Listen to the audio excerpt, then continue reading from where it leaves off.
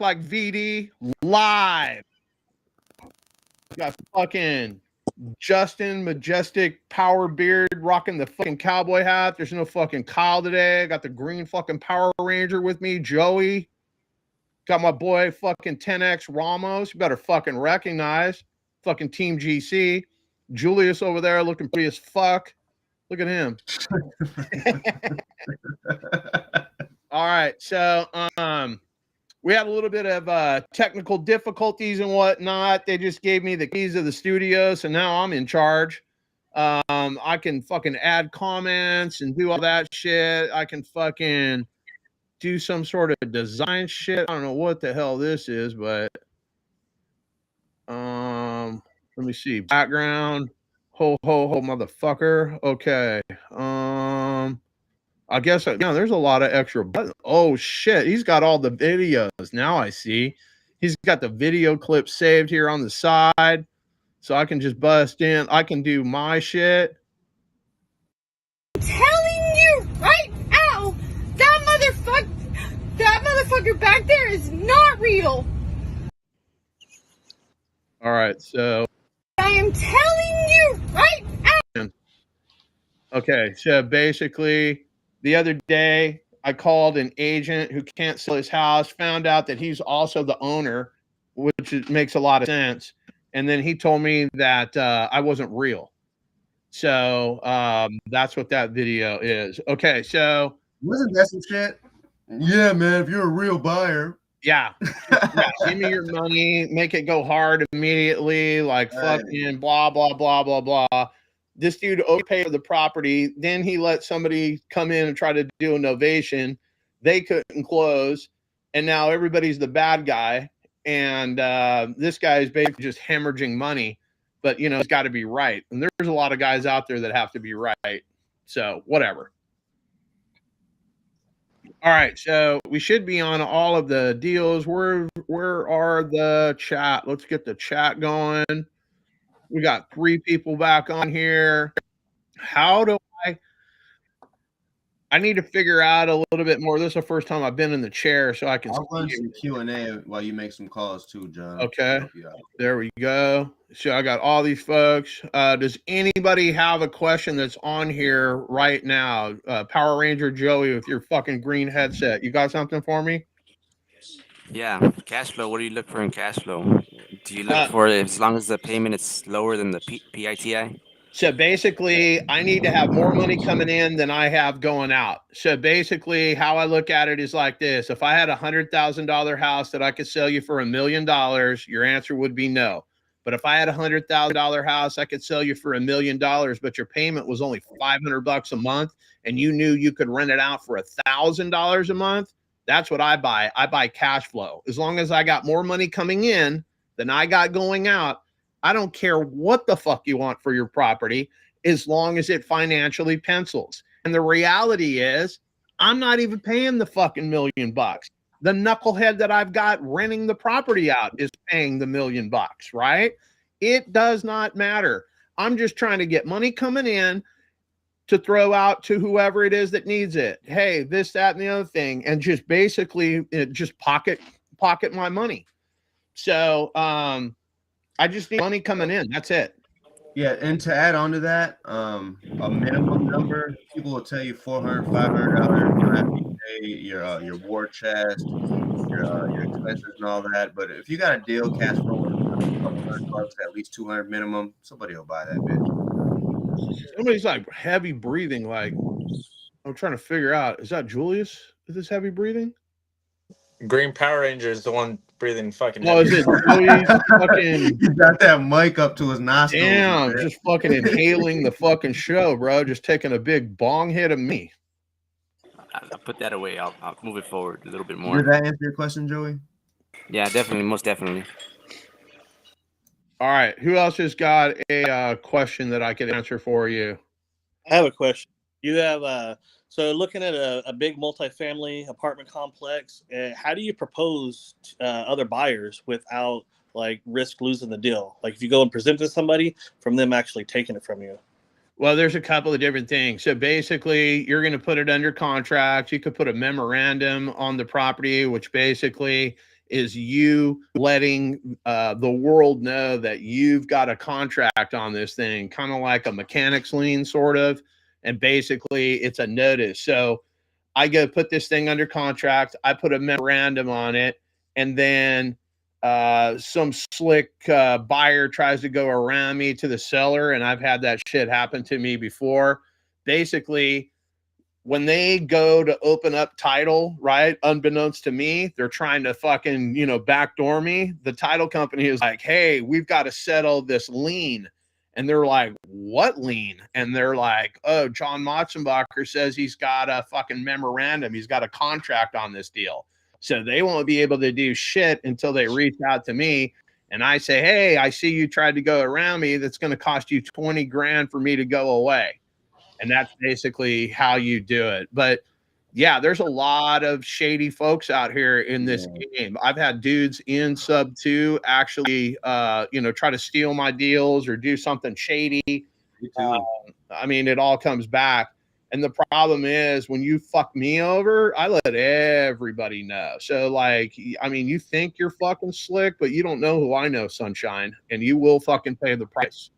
So that's basically, that answer your question, or you need more? No, that's good. Yeah. And if you get a property on a contract, you pretty much want to put a memorandum on it, like everything. You'll never know. You know, I've seen people make, you know, tens of $1,000s off of release fees. You know what I mean? Christian Hernandez is a prime example. Christian Hernandez always puts a memorandum on shit. Always.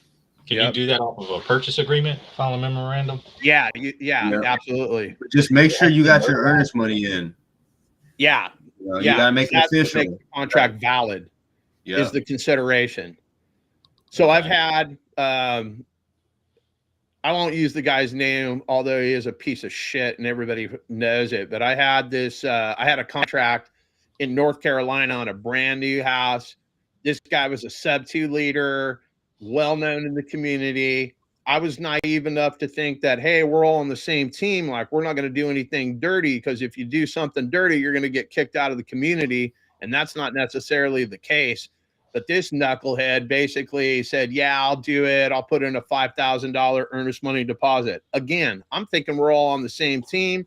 I was a little bit newer. This was like the second or third deal creative deal that I'd ever done. And the TC, top shelf. Okay. Michael Kim, shout out to him. He was the TC. If you guys don't know Michael Kim, that's a solid dude. Just real one, right? So I vibed with him. He was cool and shit. And then I was like, hey, you guys do whatever you want. You want to open, because I didn't have a title company in North Carolina. Hey, open up title with whoever you want. Do with whatever you want. Let me get pretty ass Julius off here and get me back on here. Basically, I let them basically run the show. So they never told me who the title company was. I didn't think I had to worry about any of that shit. Well, like 3 weeks go by and this sub 2 leader just starts verbally abusing me. Like, you should have known there was a fucking tax lien on this thing. And bitch, that's why we opened up escrow. They're going to pull a preliminary title report. Like, what am I fucking magically just supposed to fucking know there's a fucking tax lien? And he was just like teeing off on me. And he said something that I wanted to fucking fly to Texas and kick his ass out of his fucking mouth. He said, well, I could see you're trying. You see I'm fucking trying, bitch? Like, I ain't new to this fucking game. So that shit pissed me off. So I got lucky, because you have to name everybody, right, that's in the transaction. And in Texas, the title company, the very next day after this dude was talking shit to me, I was like, you know, fuck this guy. I say, hey, has the buyer even submitted their earnest money deposit? And they're like, nope. Well, that right there, basically, we don't have a contract because there's no consideration, right? So he's not holding up his end of the bargain. So I ended up telling him to go pound sand. And then I opened up, I was in a tough bind. I needed to close in like 7 days. I just reached out to another sub 2 community member. I won't use his name either, because I don't have anything bad to say about him. But I was going to make a $15,000 assignment fee. And he was like, oh, no, like, you know, we've got to do this, that, and the other thing. We've got to reduce your assignment fee to $5,000. Again, I was in a tough situation. I'm just trying to do what I was contractually obligated to do. So I was like, fuck it. I don't want to screw over the seller. You know, the seller's in a tough situation. They're behind on payments. They're looking for somewhere to move, all this shit. Like, if I don't perform on this contract, these people's lives are going to be totally fucked up. So it would be fucked up of me to fucking say, oh no, I need 15 grand. Then we have no deal. Then these people are basically fucking homeless, you know? So I was like, okay, cool. Come to find out, this guy just out negotiated me. Okay. So he ended up selling that shit to Pace Morby for a $10,000 assignment fee. So basically the 10,000 he talked me out of, he went and got from Pace Morby. Now I can't, that's not dirty. That's negotiations and whatnot. I get it. I'm not going to say, I'm not going to drop his name. I don't have anything bad, but trust me, if we do a deal in the future, whatever my assignment fee, we're going to add 10 grand on top of that. That's just to get even. Then live and you learn, right? Yeah. Before we're going to get you for another 10 racks, sunshine. Like, I get it. You got me that time. It was my learning process and whatnot. But like, I've heard some other horror stories and whatnot about, you know, how this guy has done some people. And I'm not going to throw shade because I'm not mad at you for out negotiating me. That's totally fine. But if you know, say you're going to do something and then you start talking shit to me, like, yeah, we're going to have a problem. But if I ever fly to Texas and see this guy, I hope he is at the Closures Octagon, because I'm going to give him a free jujitsu lesson when I fucking show the fuck up. Fuck that guy. That's all I'm going to say about that. Anyway, who else has got questions? I don't know why I don't see any messages like Esteban shit. Usually we got a bunch of people in the side chat, but I got nothing. I don't think that you posted it in the group for people to join on the. Yeah, start sharing that link more. Anybody else have any questions? Let me see here. Copy. Let me see here. Is this what you want? Yep, that's the link. And you should also go live and add your channels right there. Yeah, my shit is already here, I think. Yeah, I'm live. Hey, if you guys want to add your channels, guys, look up right there where it says live Q&A, add channels, and add your guys' Facebook channels if you guys want to, you know, have the live pop up on view on Facebook. Okay. Yeah, I don't know how to make. Oh, there we go. Ovaro back in the building. Is there a formula to make anything a good deal? I mean, a deal is a deal or it's not. Okay, Julius just paired channels with the stream. Okay. Well, I mean, it's tough because not everything is the same. So, all right, Glenn, what's up, my man? I mean, if it's a cash deal, it's got to make financial sense. So if the house is worth $100,000 after it's all fixed up, the old math used to be do a 70% to the ARV. So if this is $100,000 house, I got to buy it at 70,000. But if it needs 10, 20 grand in repairs, let's say it's 20 grand, then I got to back that out. Now my maximum offer is 50,000. Well, if I want to make 10 grand on that thing, right, selling this to somebody else, I'm going to have to back out 10 grand. So now my maximum offer is 40,000. I make a $40,000 offer to a homeowner that's in distress. They say yes. I go and try to sell that thing for $60,000. Somebody says, hey, I'll give you 50 grand for that thing. You make a $10,000 assignment.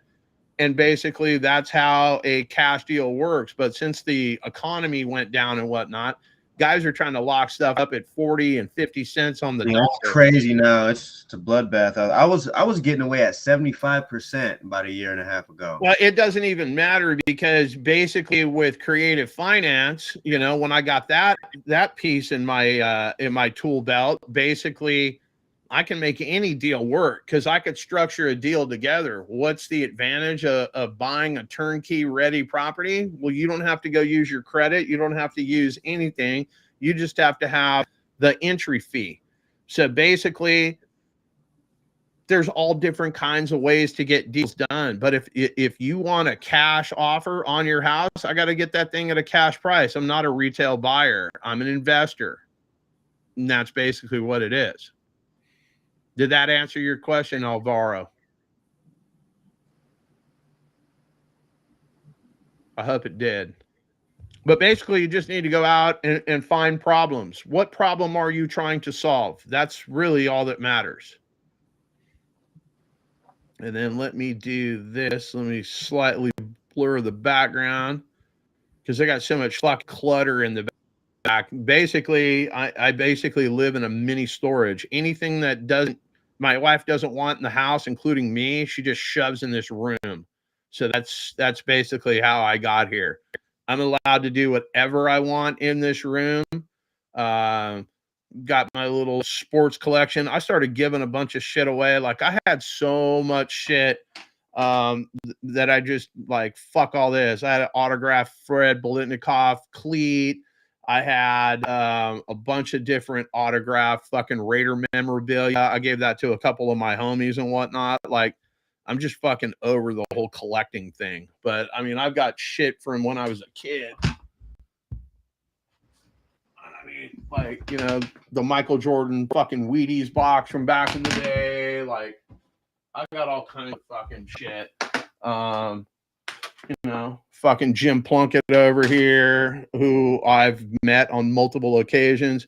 I was a season ticket holder for 15 years.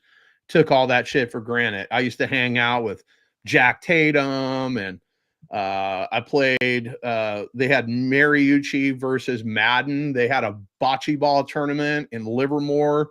So I had Cliff Branch on my team, which was fucking crazy. I'm playing fucking bocce ball with a fucking Hall of Famer.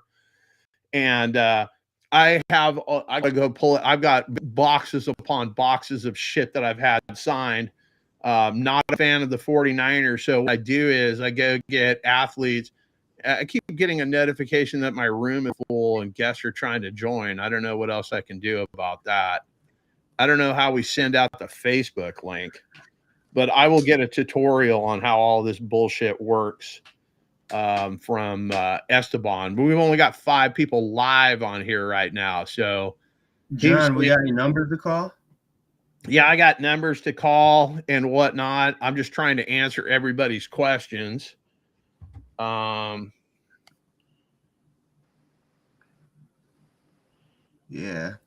I'm gonna help you out with this Q&A for like the next 10 minutes or so, and waiting on a but there are some leads here that I was going to try to call. So we talked to Janelle. She had all of her stuff. When did this one? This one came at 11:34. Was that yesterday? Is that right now? This might have been yesterday. So let me see what this one is. I don't know if this is Ryan Page, Rion. I like the spelling that. Name for a company. Let me see what this thing is.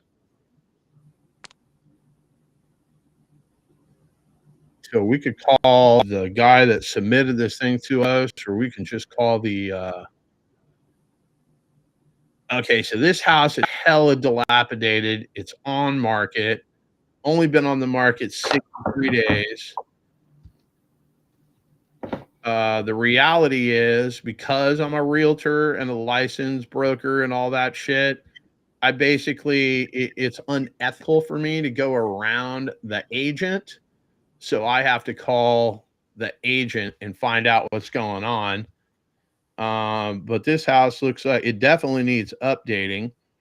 For shits and grins, let's call. Where is this? One's in Pennsylvania. Let me see here. I will use this number, the agent's number. Let's give her a call. What do you think the odds that she's going to pick up? I would say slim and none, but we're going to find out.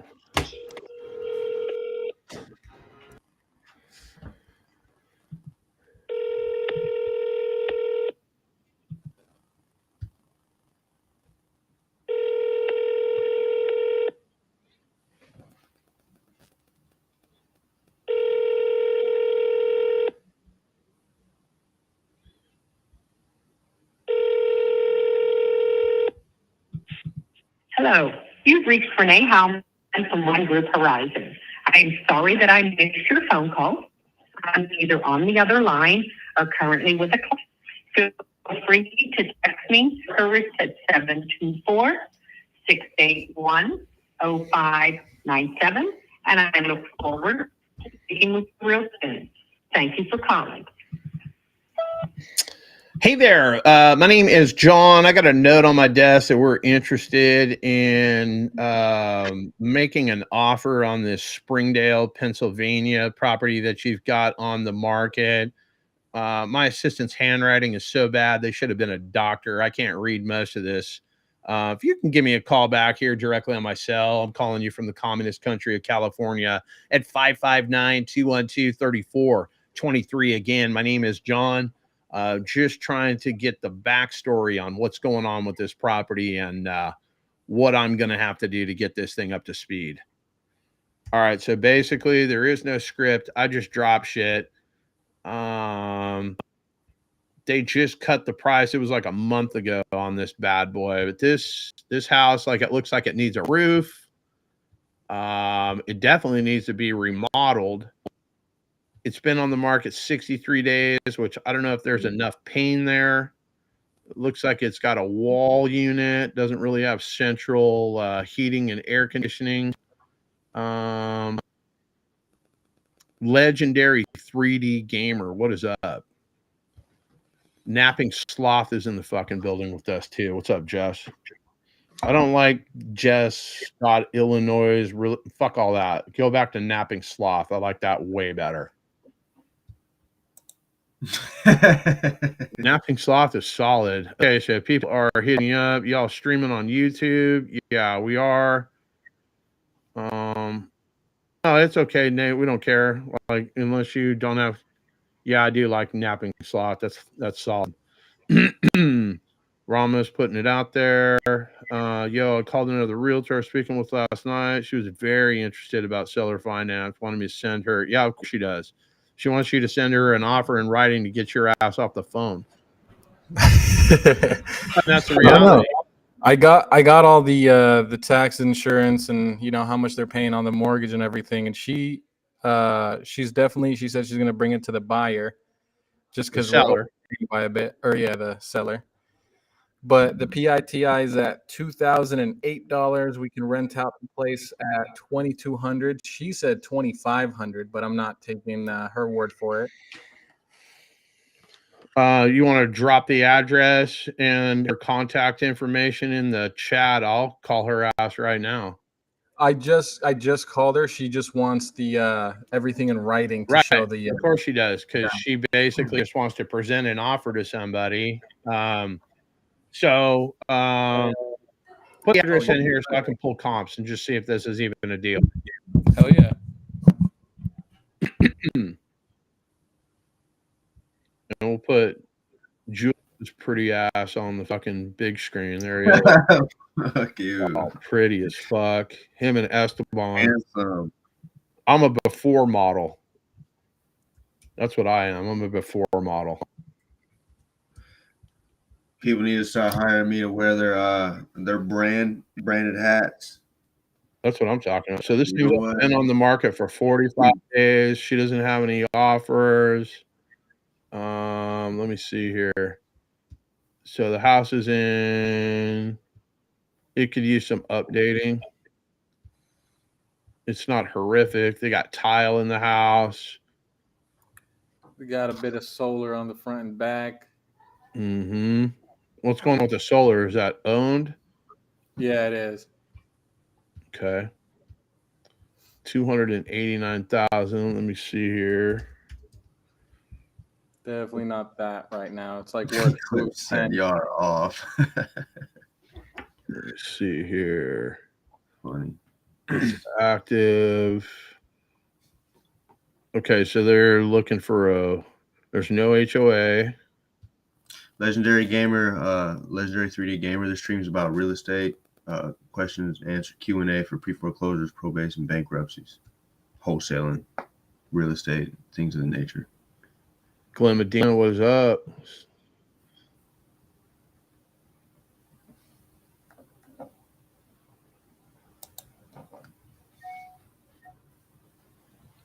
We answered that. I think we answered that one Yeah, we already. did. Okay. Let's just see. Napping cloth was pretty badass with the picture and all. Yeah, right. All right. So they want full retail for this house. I mean, what are they looking for a down payment? They're looking for 30 grand. I'm 50, my bad, not 30. Okay. So if I came in at, I mean, there's got to be room in here for us. So if we gave them 25 grand down, what are they looking? They have a mortgage on this thing? They do. They have, let me double check on that. Let me write all this down because I got to figure out how this thing pencils. So they want 50 racks down. Yeah, they have about $80,000 in equity. Perceived equity. Perceived equity. And then they have about 144,000 left on their mortgage balance. Okay, 144 left at what interest rate? It is at a 3%. She said 3%, but I didn't really get any paperwork. Okay. And what's the PITI? $2,008. $2,008.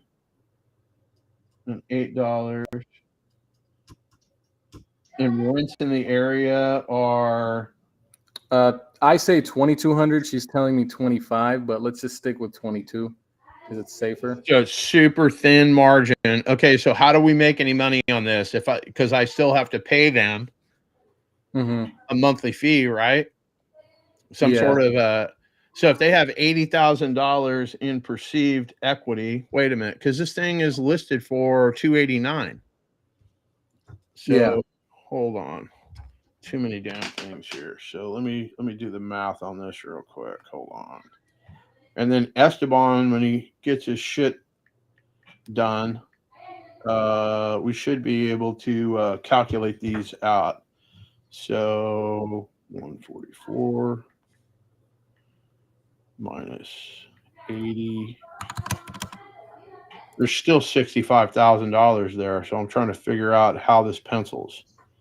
If we got 289 for an asking price, we're going to subtract 144 for the mortgage. That's going to leave us $145,000. If I put 50K down, which I wouldn't. All right, let me see how we can work this.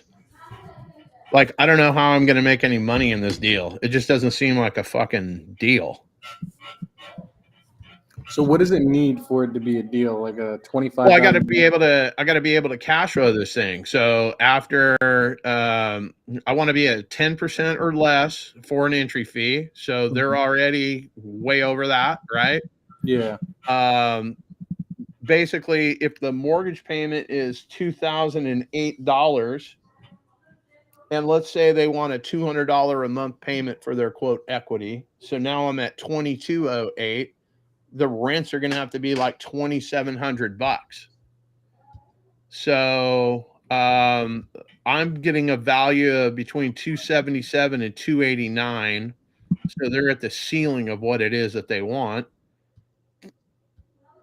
There's no room here to make a fucking deal. Plus, we got to pay the agent's fee, and like I mean, that's why I like to call expired listings, because you're going to get that 5 or 6% out of the fucking equation.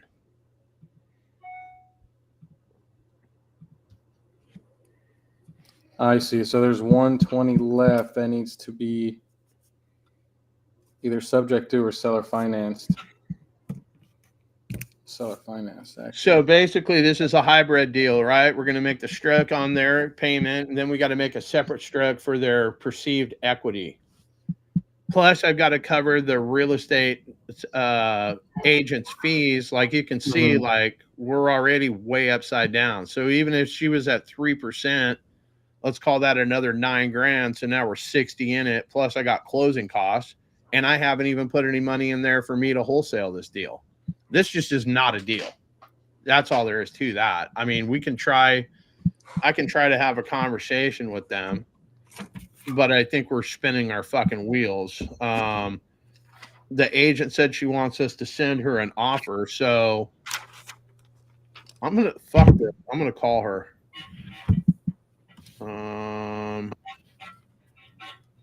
This is Marcella. Is that? Yeah, that's the name. Okay, let me see. Marcella. Before I do that, let me go to Rent-O-Meter. Rentometer.com. I don't know if I still have my login.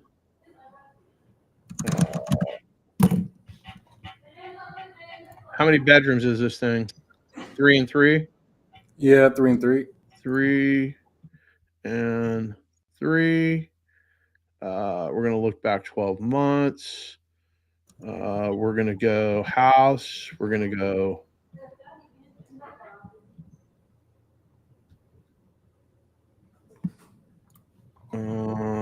Let me text this on here. What is the password for Rent-O-Meter?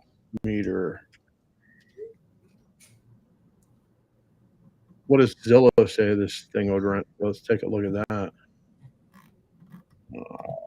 Features, facts, show more. Estimated rent, they're saying is $19.77 on Zillow. So this thing's already upside down where it's at. Yeah, even the estimate is a little off. Are they living in it? Are the people living in it? They are, yeah. Okay, so where are they going to go? When they sell it, they have some place to go to, I guess. What I got from that is they don't really care how they sell it. They just want this thing out. Okay. All right, I'm gonna fucking call her because I don't give a fuck. Yeah, do you mind presenting like an offer that's actually that's able to make money, so I can learn from it? Well, I don't even know if there's a deal to be made here right now from the basic data that I have. Like this thing does not cash flow. This thing will negatively cash flow. Got you. So it's like I would love to present you an offer that would work, except for the subject property is not something that is going to be conducive to an offer. But we're going to have a conversation right now just for shits and grins.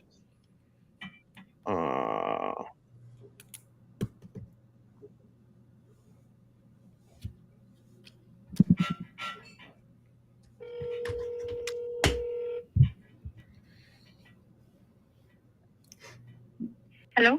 Hey, it's John Motzenbacher. I just spoke to my partner. I guess we wanted to put in an offer on this property on 29th Street there in Mission, Texas. You got a second for me? Yes. Okay, so if I've got all the information correct, the seller wants $50,000 down. Is that what I heard?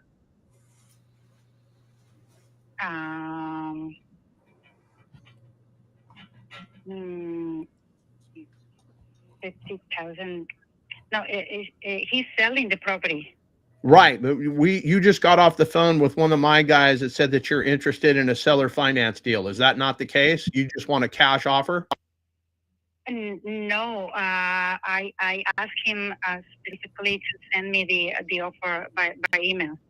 Right, but I gotta know what I was talking about. It's like me trying to bake a cake and I don't have eggs. So I'm trying to figure out what's going on. I need to know how much the seller's willing to finance this thing for, because basically we're going to take over a mortgage that's $144,000. Is that what I'm understanding?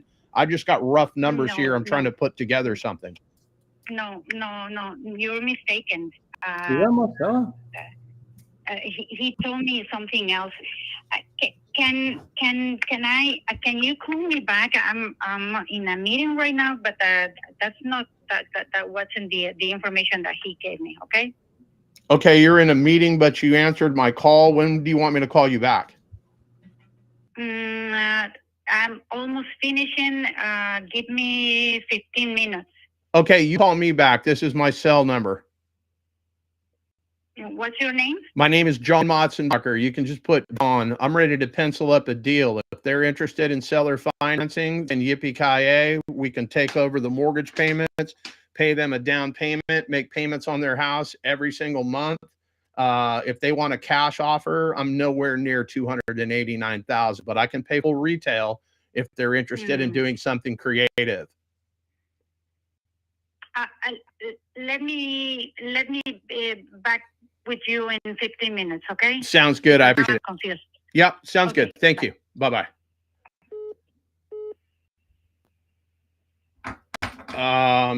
Julia, somebody, hang on here. Hello? I got to send, I got my on market fucking game hitting me up. Let me see here. Hold on, Dusty.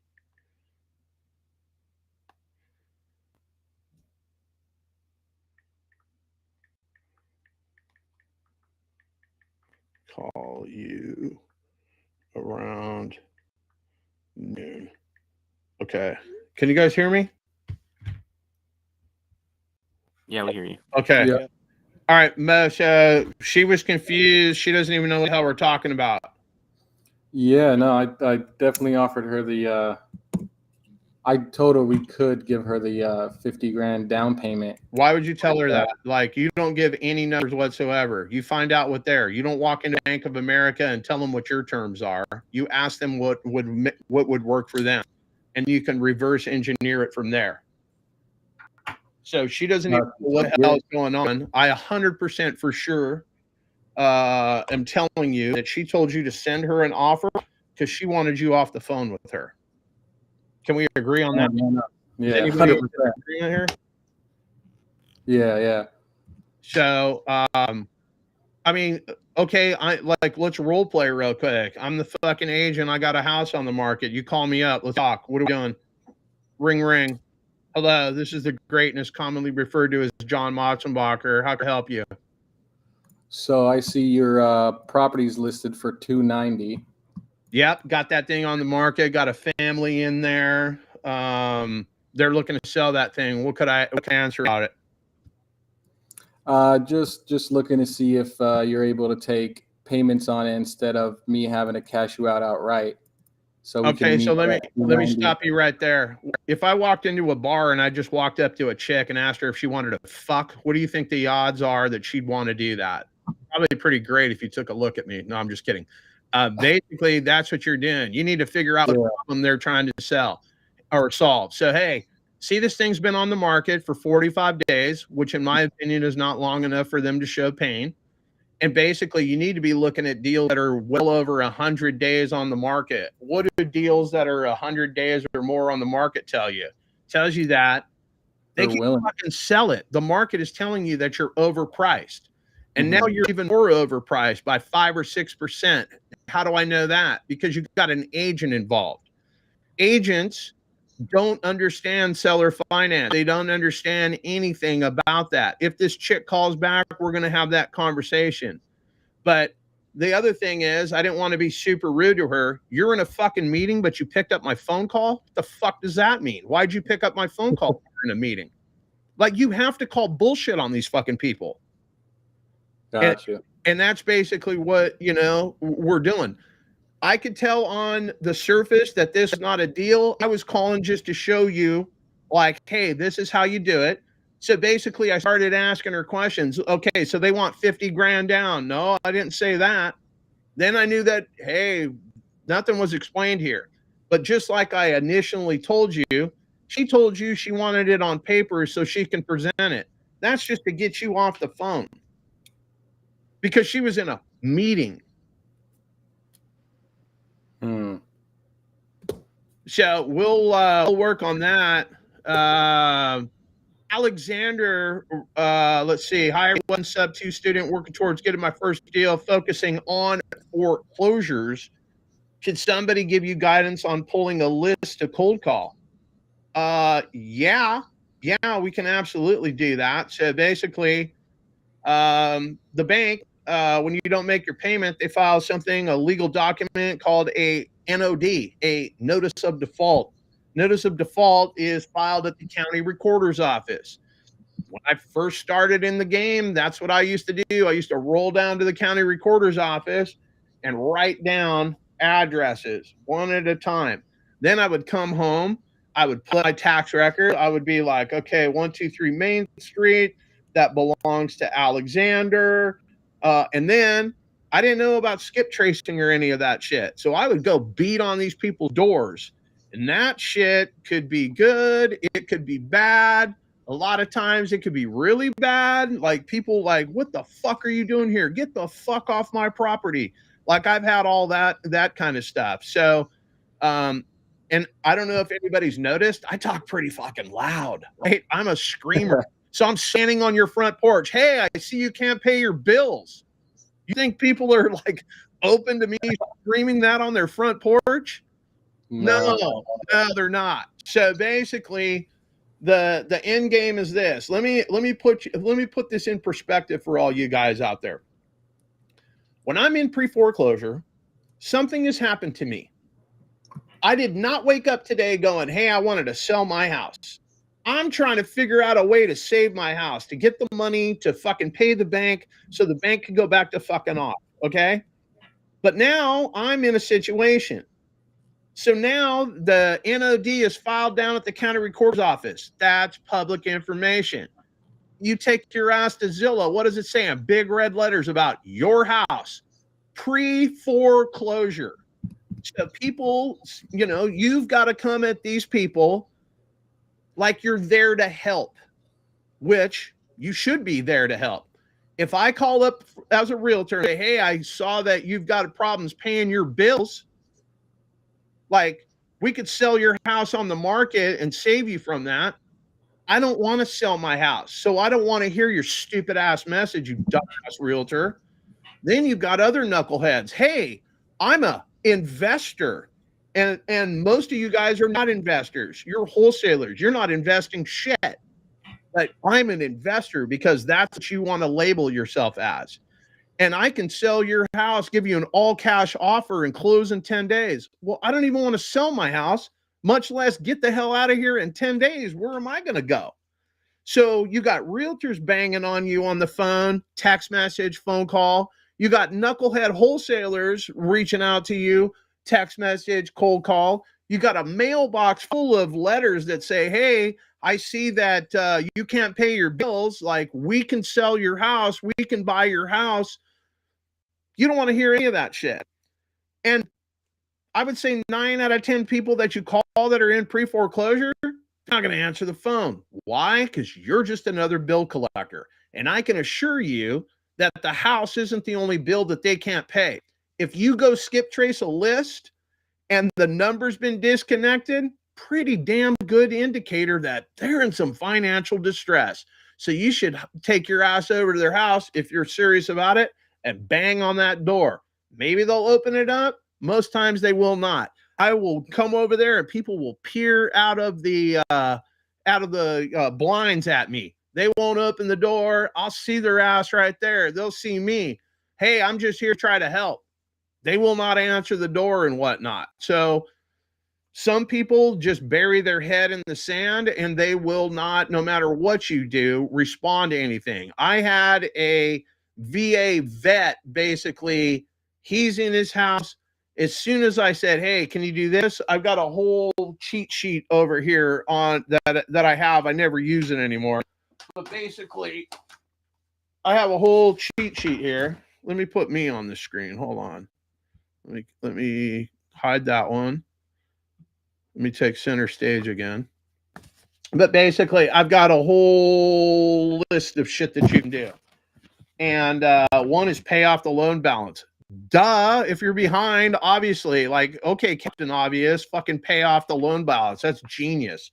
But if you don't have any money, hey, you got a rich uncle, something that can give you a loan. Oh no, you don't have that. Okay, great. Well, we can do a loan modification, and basically you could call the bank up and ask the bank, hey, can we modify my loan some which way that I can make the payments? We talked to a guy yesterday on here, and I see this shit all the time.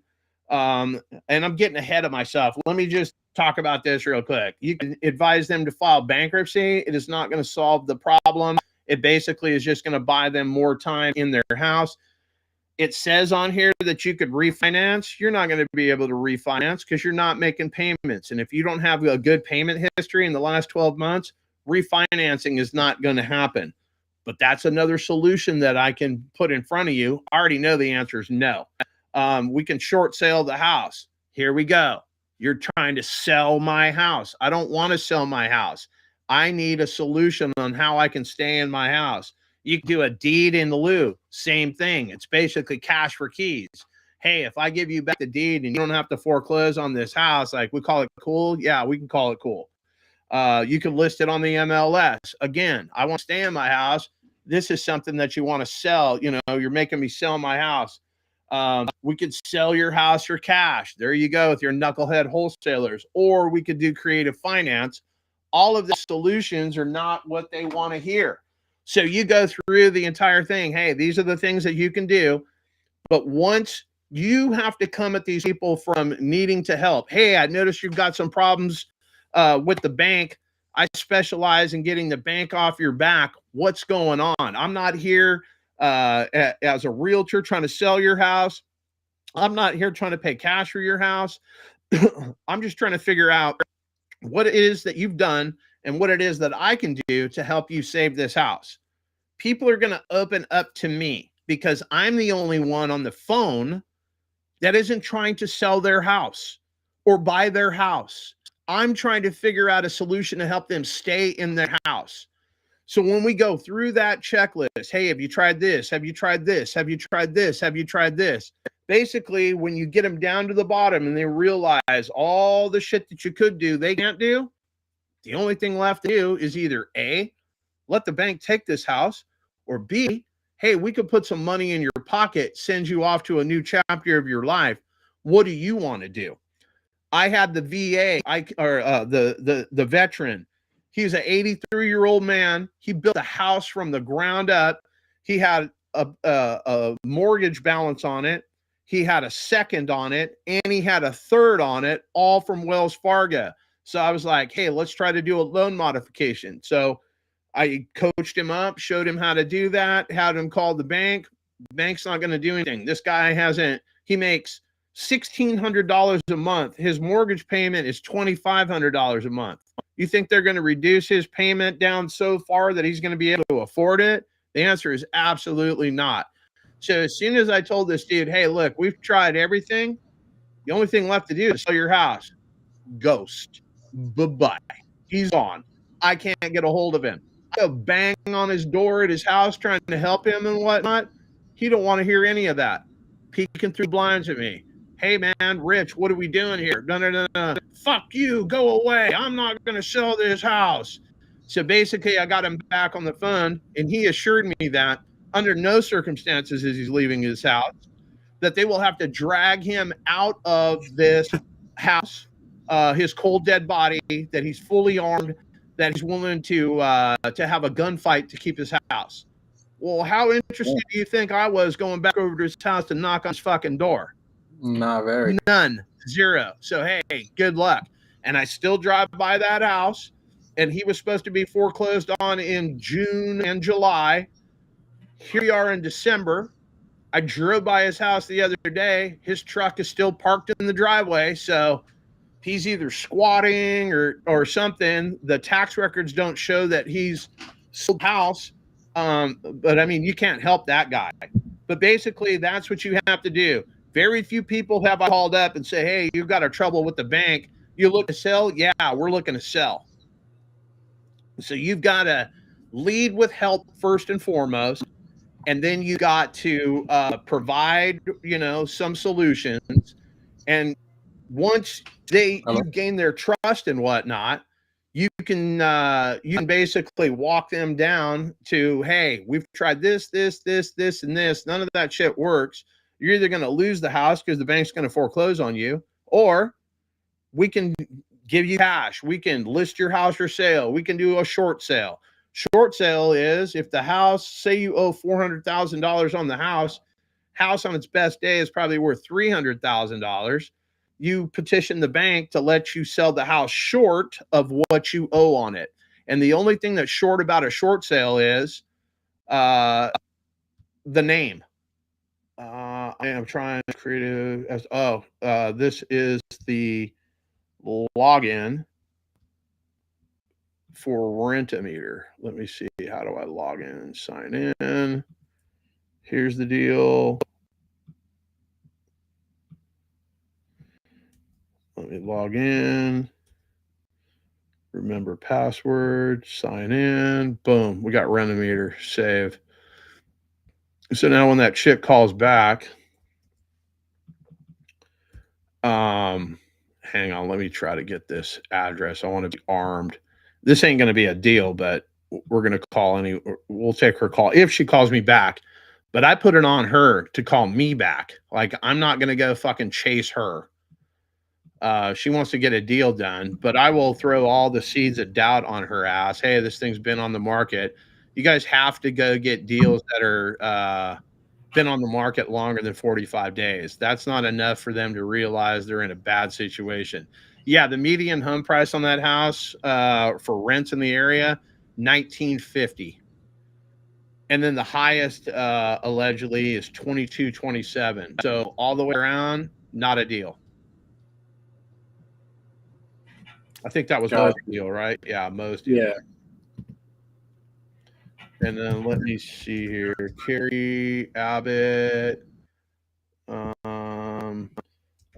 will reach out after lunch. I'm in a meeting. Okay. I'm trying to run my on-market game at the same time. So anyway, who did that pretty much answer your question? You go down to the county recorder's office. It may be online. You may be able to do something as far as submit your leads. How do I do that? Show. Okay, so you can submit leads if you want us to call your leads. And don't send me shit that you found on Zillow that you haven't called yourself. I'm not your calling guy. You cold call. You get the 4 pillars. I call it the 5 pillars: condition, occupancy, price, motivation, and timeline. Compt, COMPT. What is the condition of the house? What is the occupancy of the house? What is your motivation? Looks like a nice house. Why are you selling this shit? What are you trying to get for it? Price. And then what's your timeline? If we were able to come to an agreement today, you're looking to sell this thing in 10 days. You're looking to sell this thing in a couple of months. Oh, we need 6 months. Okay, great. I'll call you back. I'm looking for right now deals. So let me close that. Yeah, napping sloth in a meeting, yet answering your call. That is correct. Let me see here, chat. Yep, coming from a good place, provide options. That is correct. That is correct. So, yeah, that's what that is. Low-hanging fruit foreclosures, short sales. Short sale is probably not in an investor's best interest, right? Because there's really no way for you to do anything. I mean, you could be the buyer if you had a cash offer. So last week, I went round and round with people on here. Hey, some guy is, doing creative deals on short sales. No, he's not. And basically, what we've come to realize is it was in a short sale. The guy is asking them to cancel the short sale so he can come in, catch up the arrears, and turn it into a creative finance deal. Yes, you can do that, but a short sale and creative finance, they're not the same thing. They're not compatible with one another. So if I send you an offer on a short sale, your house, you owe 400,000, the house is worth 300,000. I can't send you a creative offer. Hey, can I take over your mortgage payment, et cetera, and so forth? And then you sell me the house at 300,000. you're not going to go tell the bank what you're doing. The bank is not going to agree to do that. We do everything without the bank's knowledge, essentially. And then if the bank finds out, they're going to send you a letter. It's going to say, hey, we noticed that the property, the title changed. You need to correct that, put that back in the seller's name.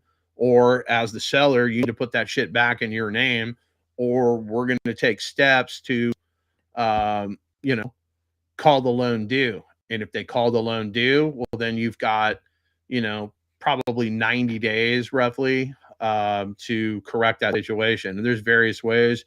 You can go get a loan yourself. You could deed the thing back to the seller, do an option contract, do some sort of a land contract. Like there's various things that you can do to correct that situation. Pace Morby says that 1 in 500 deals get the due on sale clause.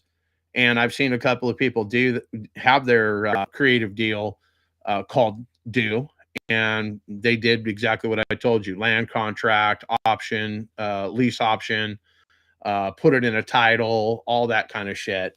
That'll correct that problem, and then it's just business as usual, right?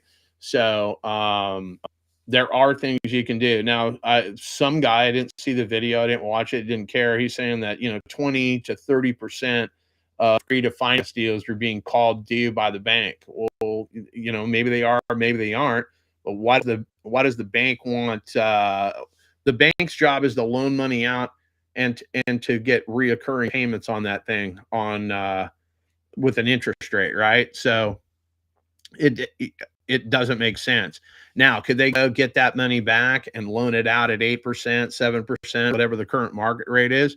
Yeah, they just want a performing loan. Why are you worried about me making strokes on your deal every single month? It's a performing product versus all these people that are in foreclosure. Your focus is more on the people not making their payments and going and getting those properties to start performing again versus, hey, I got a performing property. It's just they got bigger fish to fry than me. So do we have more questions? I'm trying to answer. Yeah, Lisa, why isn't the house sold? Yeah, that's basically, if she calls me back, we can have all that conversation. I already know it's not a deal, but yeah, we can tee off on the agent. It's always fun. Metro List just wished me a happy holiday, and now they're waiving the MLS startup fee. Not interested in joining your shit. All right, so I'm getting text messages, emails. I think the Slack channel is banging. Did we get a new one? Lisa sent one. Let's see what this. It's not listed. It's vacant. Active pre-foreclosure. Okay.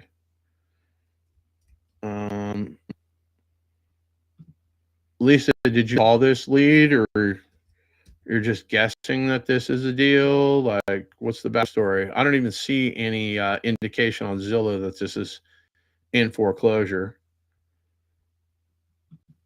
Let me see if I can pull this up on the. Yeah, it is in pre-foreclosure according to the tax records. So let's see what that looks like. So they filed a notice of default in October. They had it on the market and they took it down.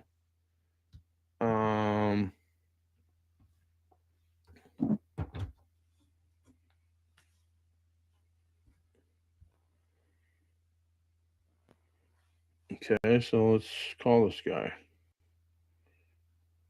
See if we can have a conversation with him. Where's this one? Missouri.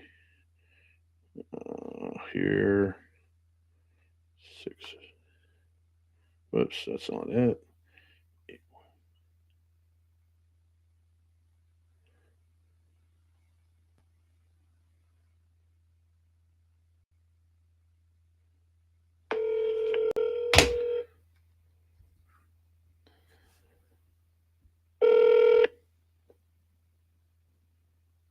Please leave your message for 8. So just like I told you, most of these people are not going to answer their phone because they think I'm another bill collector.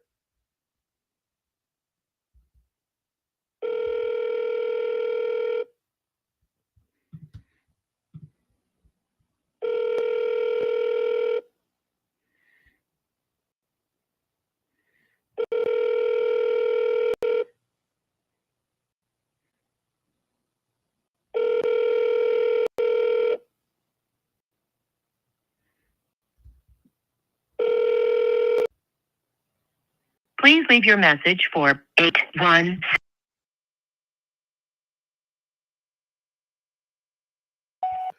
Hey, Derek, it's John. We were looking at properties in the area. I started doing a little bit of research on this property on Swan Circle. Looks like a house that would make a nice rental. And then I noticed that it looks like you're having a little bit of trouble with the bank. I'm just calling to see if there's something I can do to help you with that. If you're not interested in selling, that's totally fine. I'm just looking to see if there's anything I can do to help get that bank off your back. You can give me a call here on my office number, 210-255-2587. Again, my name is John. I would be interested in buying this house, but if you're not interested in selling it, I'm just seeing if I can help you, like I say, stop the foreclosure at absolutely no charge. 210-255-2587. Okay, simple as that. That's the kind of messages that you leave for folks. You could shoot them a text and all that. I guess I could do that.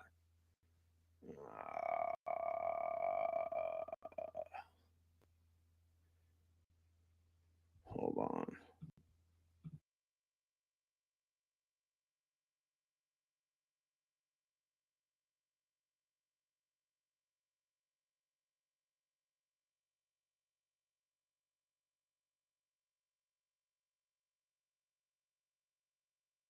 We sent them a text message. I like to do voice to text. We'll see if they call back.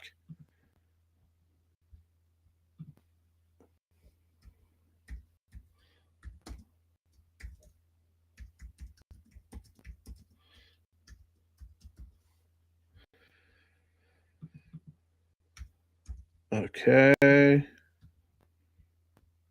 What else do we got, guys? Let me see if there's any more in here. This one's a divorce. I don't know if we called this one. Oh, maybe this was another one. Was it? I think I left a message for this one. This one's the roof that's all rough and whatnot, I think. Yeah, this one's the roof all rough.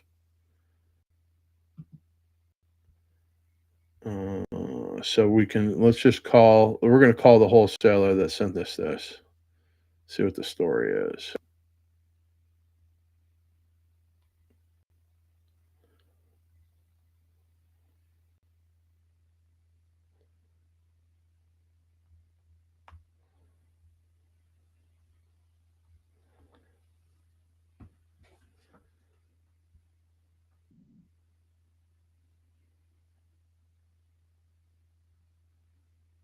Doesn't even appear to be ringing. Let's try that again.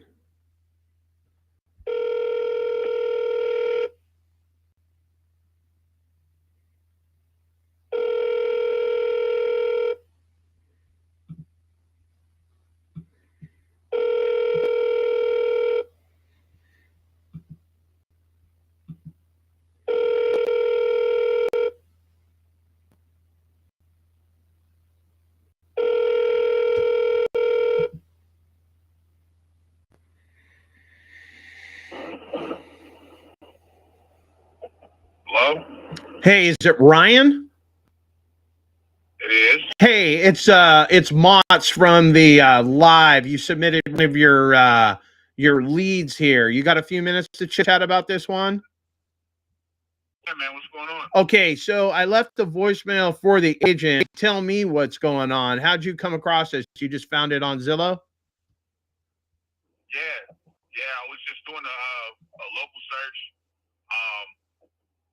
Looking for anything like 3-2 and above in the area, single family. Okay.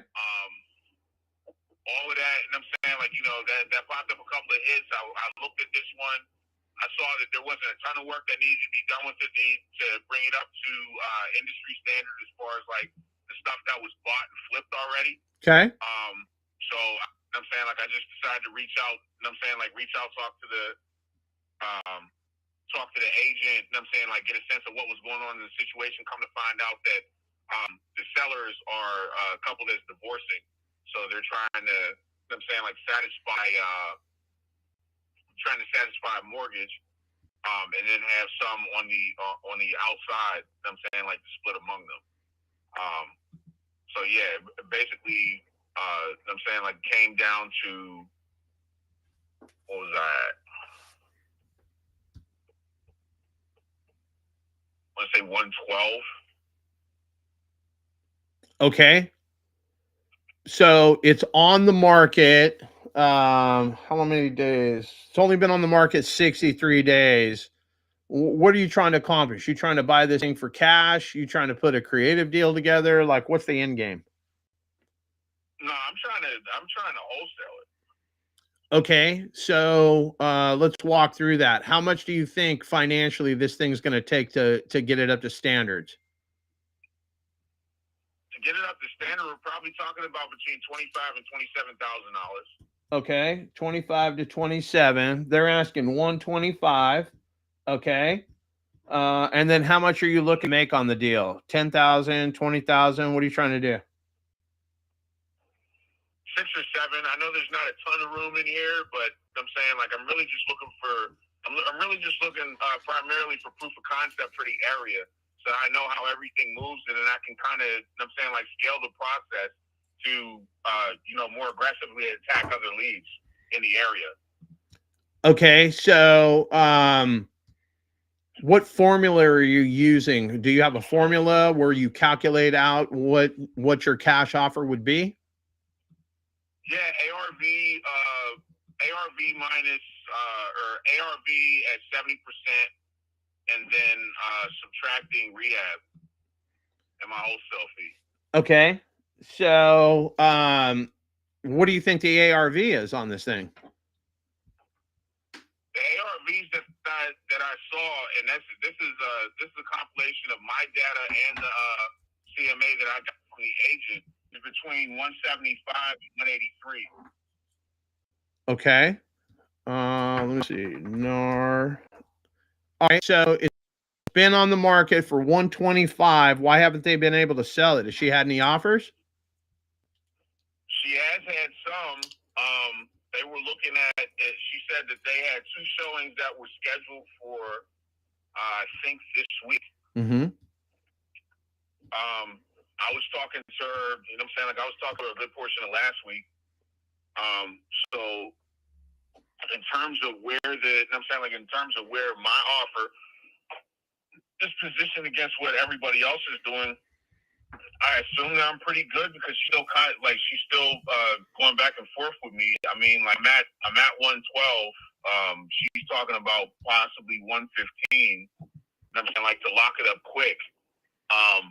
But I'm kind of holding firm on 112, because, like, the numbers that I did were very comprehensive in terms of, like, putting together putting together the rehab estimate and stuff like that. That's what I did by trade, because I was a sales estimator for a home improvement company. Okay. So let's see. I'm looking at one right now that was 1,600 square feet, so it's a little bit smaller than theirs. That's built in 1926. This one was built in 1930. That one sold for $94,000. Let me see if there's any photos of the interior on that one. No photos of the interior on that one. Let me pull up PropStream to see what's up. At 112, there's no way you're going to be able to make any money on this thing. You need to buy this thing way deeper than that.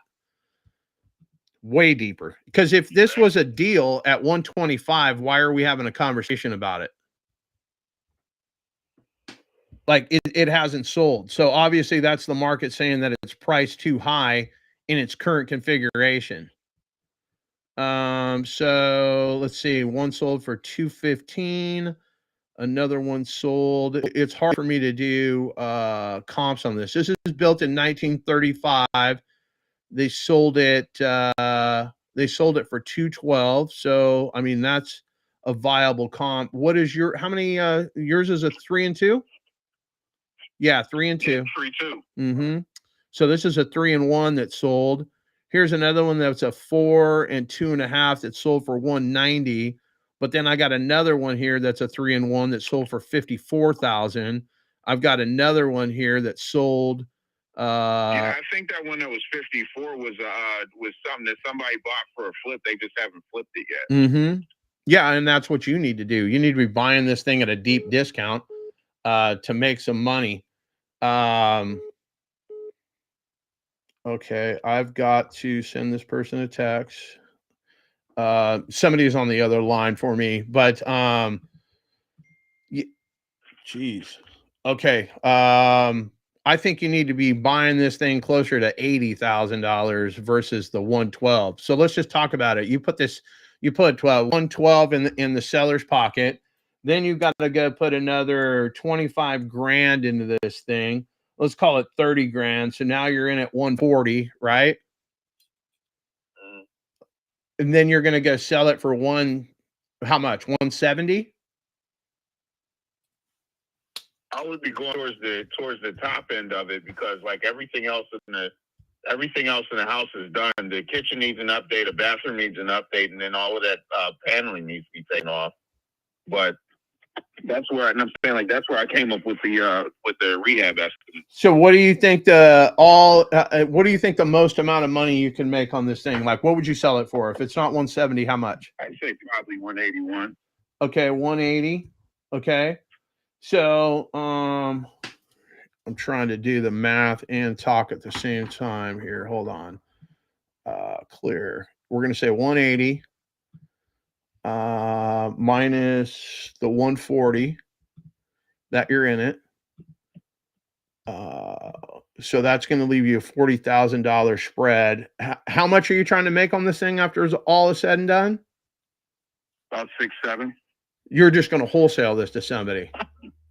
Yeah. Okay, so if somebody came in and they got 180,000 for this thing, minus, let's call it 10.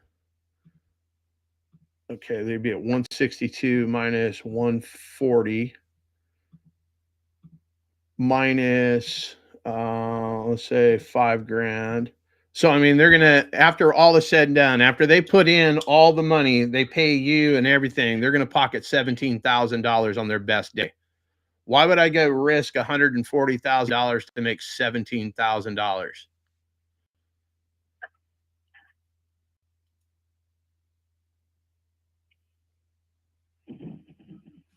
Suppose that makes sense.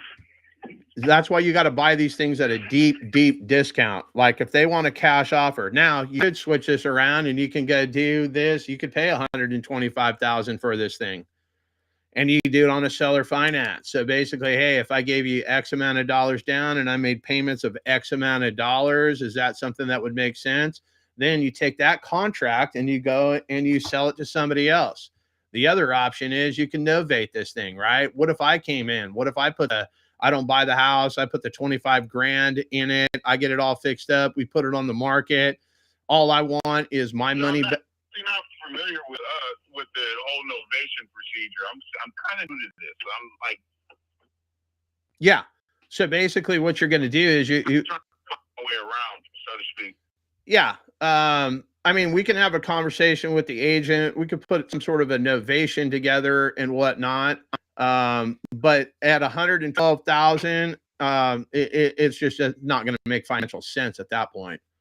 But let me do this. Let me figure out some numbers that would work, and we can put a offer in front of the agent and see what we can get done, and take it from there. I'm on the live right now, so give me like about an hour, and we'll reach back out to you. Word, sounds good. All right, my man. You have a great day. Take care, Ryan. All right, appreciate it. Bye-bye. Okay, so as you guys can see, it's just math, and the math ain't mathing on that thing. Let me see what this is. This is an appraiser. Hang on. I'm trying to do my day job. Usually Esteban's here to help me out, but I'm gonna take this. Hang on 1 second.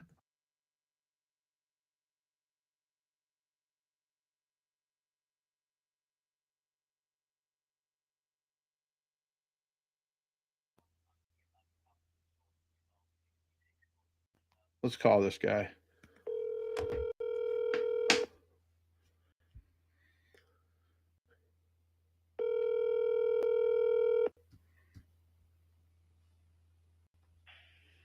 Morning, property analyst Kelly speaking. Hey, Kelly, John Motzenbacher. Sorry, I was on the other line. I think you were calling about a commercial property that I sold. What could I answer for you, my man? Well, I know it was a little while ago, so do your best about remembering. What kind of condition was that property in at time of sale? I mean, it needed updating, right? But there wasn't like missing tile or, floor panels or, the floor didn't need work. Yeah, no deferred maintenance. It's just average dated condition. Yeah, it was just dated as can be. Okay. And it looks like it was vacant at the time of sale. It was vacant. So basically a childhood friend of mine, his father passed away. He bought the property. He ran his tax business out of that thing for 40 years. Okay. And then we ended up selling that. Okay. The buyer, were they going to use it for offices? That's what it's set up as. Yeah, I think that is what the end game was. I had several different people. One guy was going to run a security company out of it. I don't know what they ended up doing. We had a problem with the homeless there busting into the place, and we basically boarded up that front door to keep them from kicking it in again. And then we had a situation with the church next door. That gate, there's a gate that cuts off the parking lot between those two.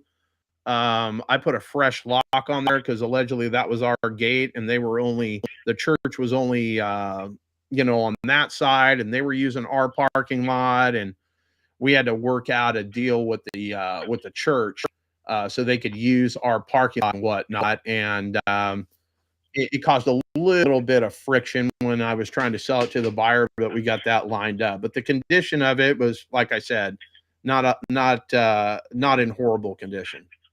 Okay. Parking, maybe 4 cars, 5 cars, something like that. On the side, yes, I would say probably. I think 1, 2, 3, 4. Yeah, I think there were 4 stalls there. And then on the church side, they had a little bit more space, but they had to use our driveway basically to get it back there. So, I see what the problem is. Yeah. So basically, the church, they would have to come through the alleyway to get in if we had the gate locked on the front side. Does that make sense? Because it's our land, but the owner didn't care. Like, you don't want to upset God and the congregation, right? So you go ahead and let them. You go let it. Yeah. You let them roll through. Okay. All right. Hey, that's what I want to find out. I appreciate your time as always. Thank you for calling back. All right, Kelly. You have a great day, my man. Take care. Thanks. Bye-bye. So basically, that kind of stuff right there, guys, is what happens when you sell on-market real estate. You get appraisers reaching out to you to find out what the backstory is, because they're trying to put a number on something else that's a similar size, square footage, et cetera, and so forth. Sometimes they're going to want to know, hey, was there deferred maintenance, all that kind of stuff. Did you give the buyer concessions like, hey, they bought this and you gave them a $20,000 credit at closing because the roof was jacked up or whatever. So yeah, I don't know if I missed any questions. Y'all are off. I don't know what that means. I mean, I've been off since the day I was born, so that's not like breaking news or anything. Am I going backwards? Maybe I'm going backwards in the stream. Blah, blah, blah. What did this say? Come from a good place, provide value. Yeah, that's probably when I was talking about the pre-foreclosures. So does anybody else have any questions? Either put them in the chat. If you're here in the back room with me and you've got questions, speak up now or forever hold silence. Nobody? Okay. Yeah. All right. Who's got a question? No, I'm just saying, like when we're looking for leads, like if we're going on market, we want to look for things that have been on the market for 90 plus days to see, to have to know that there's some pain there in selling their home. Yeah, because if you usually this is how a realtor gets whatever the listing is. They basically tell somebody that they can get them the most amount of money. If I walk into a listing appointment and tell you I can get you 200,000 for the property, and the next guy comes in and says he can get 250, which realtor are you going to hire? I'm going to hire the knucklehead that told me he can get 250. And basically, that's how a lot of these listings come in overpriced. Now, there's two schools of thought. You can take an overpriced listing, and that shit will sit on the market forever, and you'll look like a tool. Or you can take an overpriced listing and have the conversation with the seller. Hey, your house is worth 200,000. You want to list that thing for 250,000? We can absolutely do that. However, this thing's on the market for 14 days, and we're not having 3 to 5 showings every single week. That's not me telling you that it's overpriced. That's the market telling you it's overpriced. So as long as you're willing to come down after 2 weeks with no action on your price, I'm willing to take this offer. The other deal is a lot of coaches and whatnot will say a sign in the yard is better than a sign in your car. So they'll take the overpriced listing. The other thing is I can't get a price reduction if I don't have a listing. So I don't like to take overpriced listings. I have. It can cause a problem, but for the most part, I price it at what I think it's going to sell. Anybody can list your house for sale. You want to sell it? Because if you want to sell it, that's what I do. And this is going to trade at $200,000. There's one across the street that sold yesterday. Same square footage, same everything. Sold for 200,000. That's where I'm getting my data from. Oh no, we just painted ours. That's why we want to get 300,000. Oh, okay, I understand. I've never walked in anybody's house and said, "Hey, I think your house is worth $200,000," and they go, "Oh no, we wanted to list it for 150." Doesn't happen. It's always more. It's never less. Ramos put something in here. Okay, so this is a multifamily. I don't know how many beds. I don't know how many baths. Units are a mix of 2-in-1s, 3-in-1s. This 8-unit comes with plenty of parking. Blah, blah, blah. Okay. It also comes with 126 days on market. Why hasn't this thing sold? What's going on? Ramos, what do you know about this thing? I reached out to them, talked to the agent. It's actually a large portfolio that they're selling, part of a hedge fund. I'm not sure exactly why it's not selling, other than, I mean, they have a little bit of issues with the management where they're not making any money because the management supposedly is overcharging them, from what my understanding is. And so they're just trying to get out of it. Okay. But that's a brief overview. I got the numbers. So this is basically going to be a cash deal. Alexandra Lee Taylor. Let's I'll call her right from my cell phone. Why? Okay. When you're calling people that are off market, you're going direct to seller, something like that, you're going to want to use a burner number because they may be on a do not call list. I don't care if you're on the do not call list. I would rather ask for forgiveness than ask for permission. I'm going to call you up. We're going to have a conversation. I use my burner number just in case somebody tries to get sideways with me. But if you're advertising your phone number and your name and your real estate company, we're business to business. So there's really nothing you can do to keep me from calling you. And there's no reason for me to hide my real phone number from you.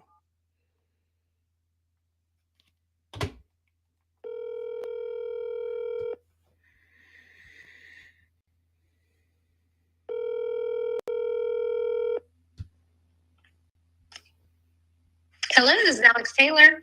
Hi, Alex. My name is John Motzenbacher. I am calling you from the communist country of California. I saw your property here. It looks like a multifamily on Martinsville, in Martinsville, Virginia. What is going on with that property? What do you mean? Well, I mean, it's been on the market. I don't know how many beds and baths. I see that there's a combo of 2-in-1s and 3-in-1s. Just trying to see how rented or not rented this spot is. You got a few minutes for me? Oh, yes, yes. Yeah, so it has actually been under contract twice, and financing fell through on both buyers. One buyer was a New Yorker, and he was trying to sell a house for the down payment for the mortgage for taking that one down. Okay. And then the other one was a Florida buyer who was using a financing institution out of Florida. And his financial institution said, "Yeah, we need 3 years of tax returns." Right. And our sellers do not have 3 years. They've only owned it for, I think, 2. And so we tried to introduce financing in Virginia, and the buyer said, "No, never mind." But it is fully rented. Martinsville itself is a high rental area, especially with Danville, which is 30 minutes away. They just put in a oh gosh, it's a massive casino, and I'm blanking on the name of that casino, but they literally just opened up within the last year. And so real estate in that area has kind of boomed and increased. We've already started to see increased value in properties. My sellers are selling it basically because it's a group of 3 investors, and they're trying to Diversify. They're separating and going their own ways into their own family portfolios. They have about 21 doors together, and they're selling all 21 doors. This just being the largest of the multifamily, so we threw that one up first. They're all meet out separately for electricity. Owners take care of water and trash. And the rents are anywhere between $625 to, I want to say, $675, being on the higher end of the 3 bedrooms. And I think there's only a couple of bedrooms. Most of them are 2-bedroom, 1 bath. Okay. So, what is the income every single month? You just do the math. What am I going to say? 6 of these are at 625, and 2 of them are at 675. Like, well, I tell you what, I've got I've got the breakdown of all the rent rolls. I'm actually at home, and I can shoot you off an email. If you text me your email address, I can send you all that data, and kind of their current expenses as far as taxes, insurance, and all of that. Yeah, are they self-managing it, or they've got a property management company in place? They currently have a property manager. Okay. And are these folks month to month, or are they year leases? What's the lease makeup? I believe it's a mix. They've had, I think, 3 turnovers to get new tenants in there. So new turns, great looking units, and those are year leases. But again, I'd have to look at my sheet. I've got quite a few on the market right now, so I don't want to tell you something. Right. Another property. Is there any deferred maintenance that I need to know about? Is there anything I need to worry about that I'm going to have CapEx coming in? I don't think so, but I would have somebody that and trust put their eyes on it. The roof is about 10 years left. And most of the units have been turned, including HVAC and plumbing. I don't think all of them have, but most of them have in the time that they've owned it. 8 separate HVAC units for each unit. They each have their own unit, or they split? Yes. Oh, they are? Okay. Yeah, they're split. Okay. All right. If I could get the T12s, that would be great. Let me, when I hang up with you, I'll shoot you my email address. I will run some numbers. Are they looking to close before the end of the year? No, they're open to anything. Okay. Except for owner financing. They because they want to divest that investor group and go their own separate ways. They are not looking at owner finance, but they're looking for a timeline that works for everybody. Okay, so no creative options. It's got to be a cash offer. But we could, if I needed to close by the 31st, we could do that. I believe so. Yeah, absolutely. Okay. We've got a great title company here in Virginia that would be able to, I think they ran all the title work once before. So that would be, that's always the biggest, right, hurdle is Yep. Can the title company do it? Right. Yeah, we agree to it. We're ready to go. Oh, come on, man. Right. Yeah, no, 100% agree. Okay, cool. I will go ahead and send you an email. I'm a licensed broker in California, so it's not my first rodeo. If you can give me the T12s, I can put this in front of people that are a lot smarter than me that can do math, and we'll see if we can put something together. Okay. And would you were looking at cash as opposed to like a traditional finance? Well, I mean, I'm open to anything. So, I mean, I buy creative, but you already told me that's not something that they would entertain. So, I can come in cash. I can go get a DSCR loan. Like, I just got to have more money coming in than I got going out. Right. Oh, absolutely. Right. Otherwise the numbers don't. Yeah. As we say in Virginia, that math ain't mathing. Right. The math ain't mathing. That's exactly right. So let me go ahead. I had another thought or another question for you, and it slipped my mind.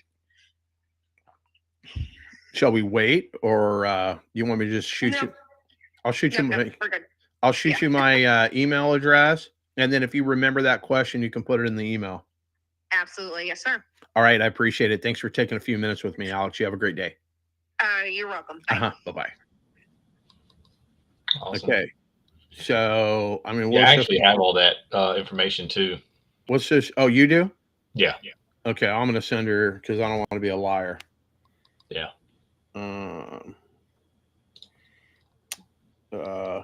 She's in Culpeper, Virginia. Oh yeah. Old Culpeper.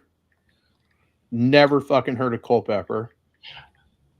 Yeah, I actually did training there. It's about 2.5 hours away from where I'm at. Okay. But now those properties are probably like 20 minutes from me. Okay. So they're looking for a DSCR loan. Yeah, I try to run my numbers on it too, but on something multi-unit like that, I'm really not sure. Delete that. When you have a minute, I have a call with a seller tomorrow to present an offer and get it locked up under contract. Need your guidance on this. Am I just everybody's fucking knowledge board? Like, what the fuck do I look like? I know what I'm doing. I know what the fuck I'm doing. Just fucking playing the game here. I'm not even a real estate investor. I stayed at a Hudson Inn Express last night. So we can call old fucking Dave here. I'm going to tell him he's on the fucking live. You're on my time, Sunshine. It's Dave Ramsey. You better watch out. That's it. Fucking Dave Ramsey.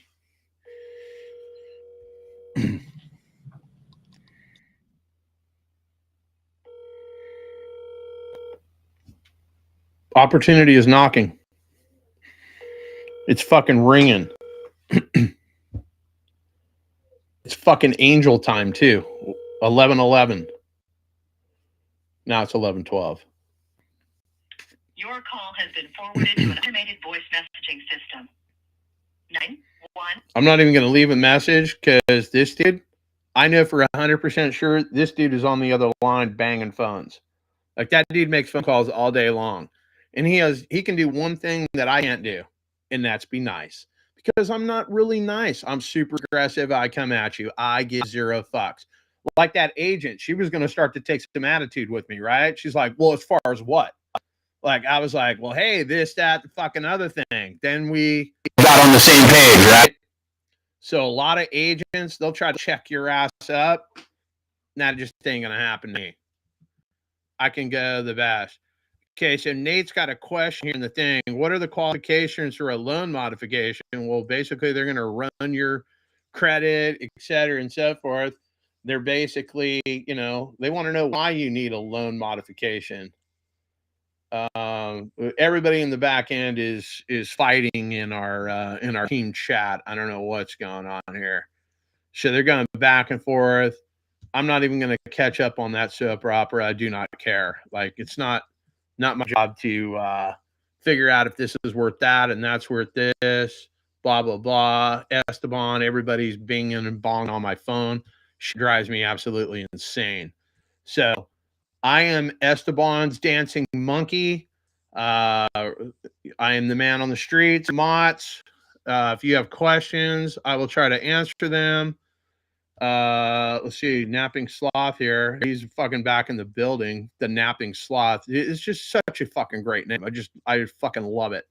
When I take an overpriced listing, it never turns out well. I need them to be realistic. I do my best to educate them on comps in the market.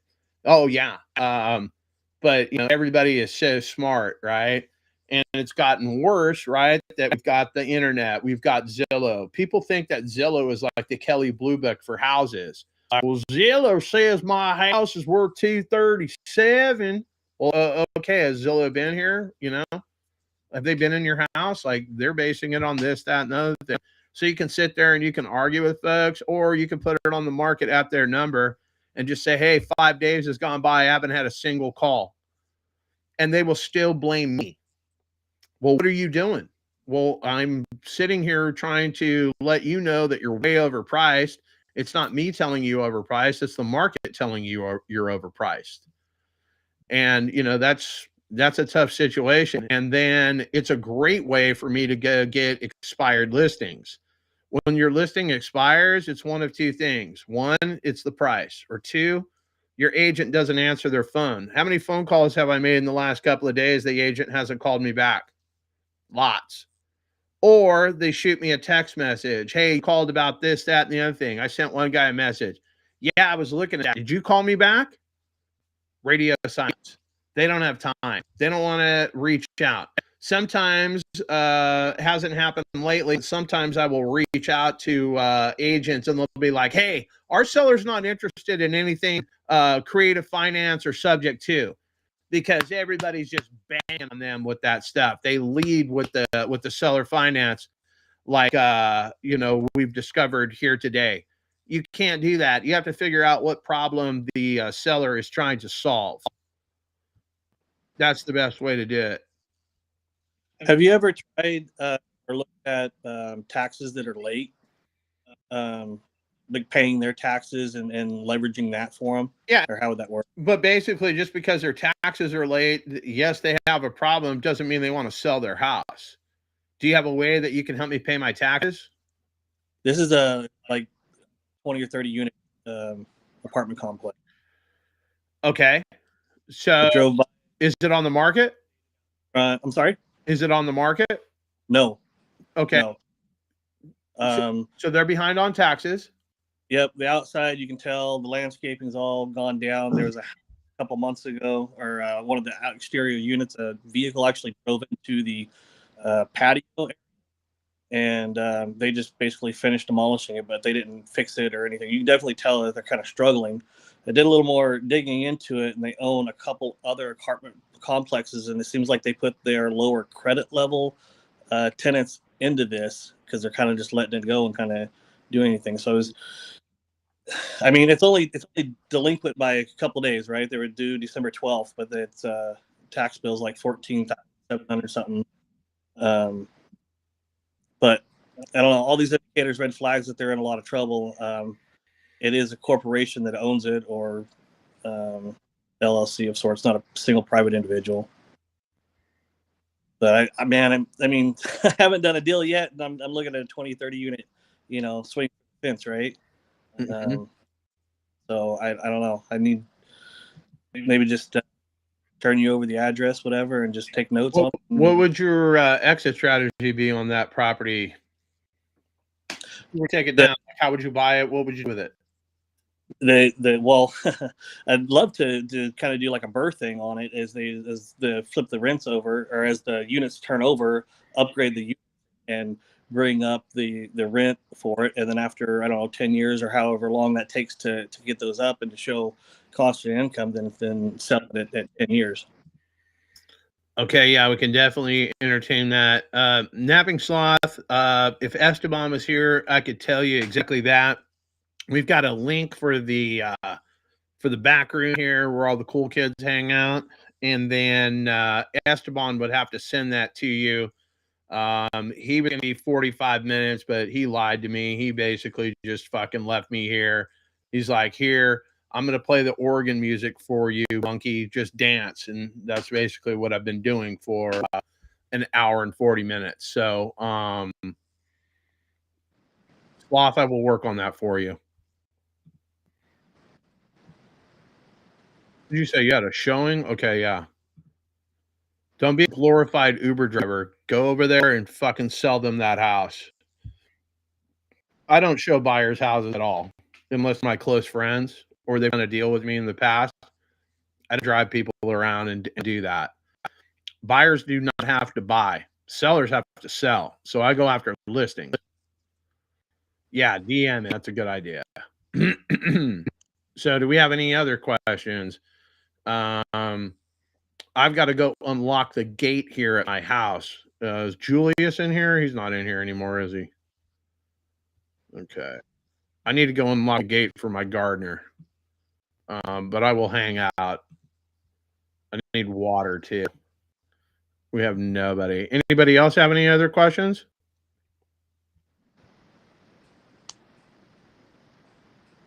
Negative? Okay. Let me see what we got on the back end and see if we got any more. That's it. My bad. I'm on the phone. No, it's all good. Who's on the phone? Who said they were on the phone? Mo, me. Oh, Mo. Okay, that's fine. All right, so we did that one. We did that one. They didn't call me back. And then we got 4 for Janelle.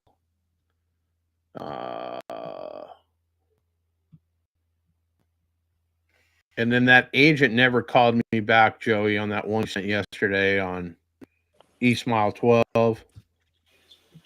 Oh yeah. Like that was the owner. Actually. Oh, that was the owner. Okay. Yeah, they just never got pictures. It'll take them about a week to get pictures and stuff like that. That's right. Okay, so we'll wait on that.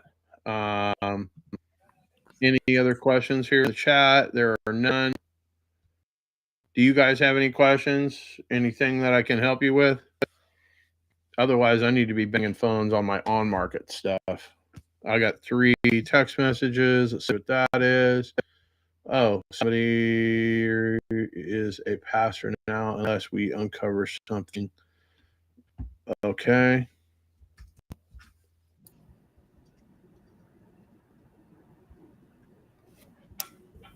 I'm trying to I got $1 million property, commercial property.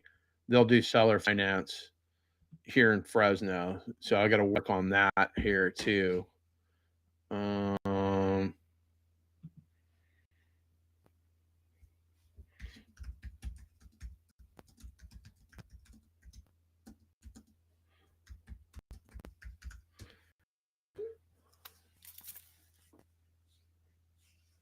So I got my other. So I got a on-market real estate residential partner. I basically go get leads and whatnot. I don't want to fucking deal with it at all. I'll throw it over to him. He does everything. He takes 50%. I take 50%. I do nothing but get everybody in agreement that that's what we're going to do. And then my commercial property or partner, I got one of those too. And then Eston, obviously, my off-market property partner here.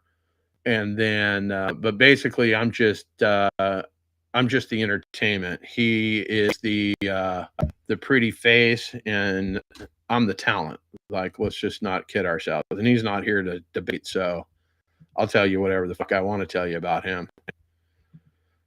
All right, so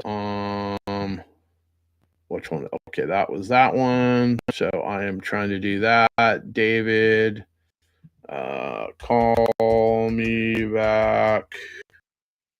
See what that dude wants.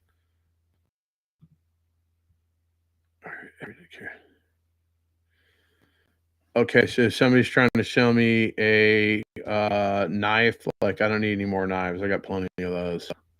Everybody's just coming out now. What the fuck? What's good, player? What happened to the direct to seller? I have no idea. What the fuck happened to it? It's fucking call Junior. Fucking beat him up. Fucking Junior. Call Junior Gabriel. Calling Junior Gabriel Subtole Mobile. This is his lead, and he's asking me what happened to it. How the fuck do I know? Fucking guy never calls back.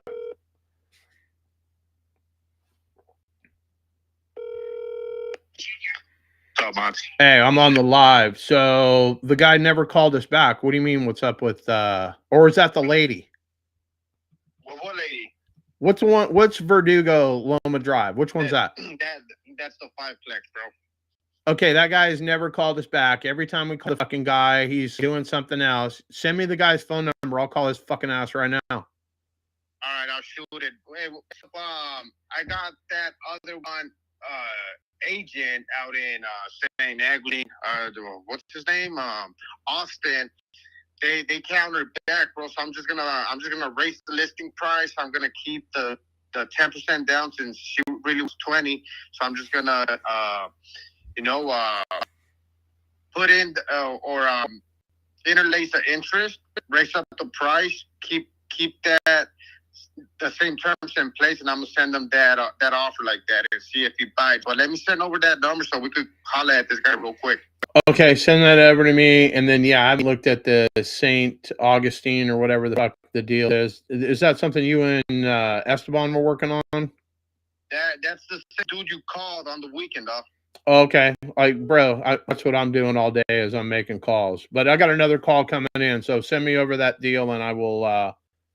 I'll make the call. All right, sounds good. All right, out. That deal, and I will. Hey, I'm on the live. What's up? I see that. What's up? What do you got? I got a lead. I have a potential. Well, I have to call him back with our offer. I feel like our offer is going to be pretty close. I was trying to see if you can coach me on how to close the deal and get it under contract. Okay. I'm going to mute the sound, and you're going to give me the address, and then we're going to talk about it. So go ahead.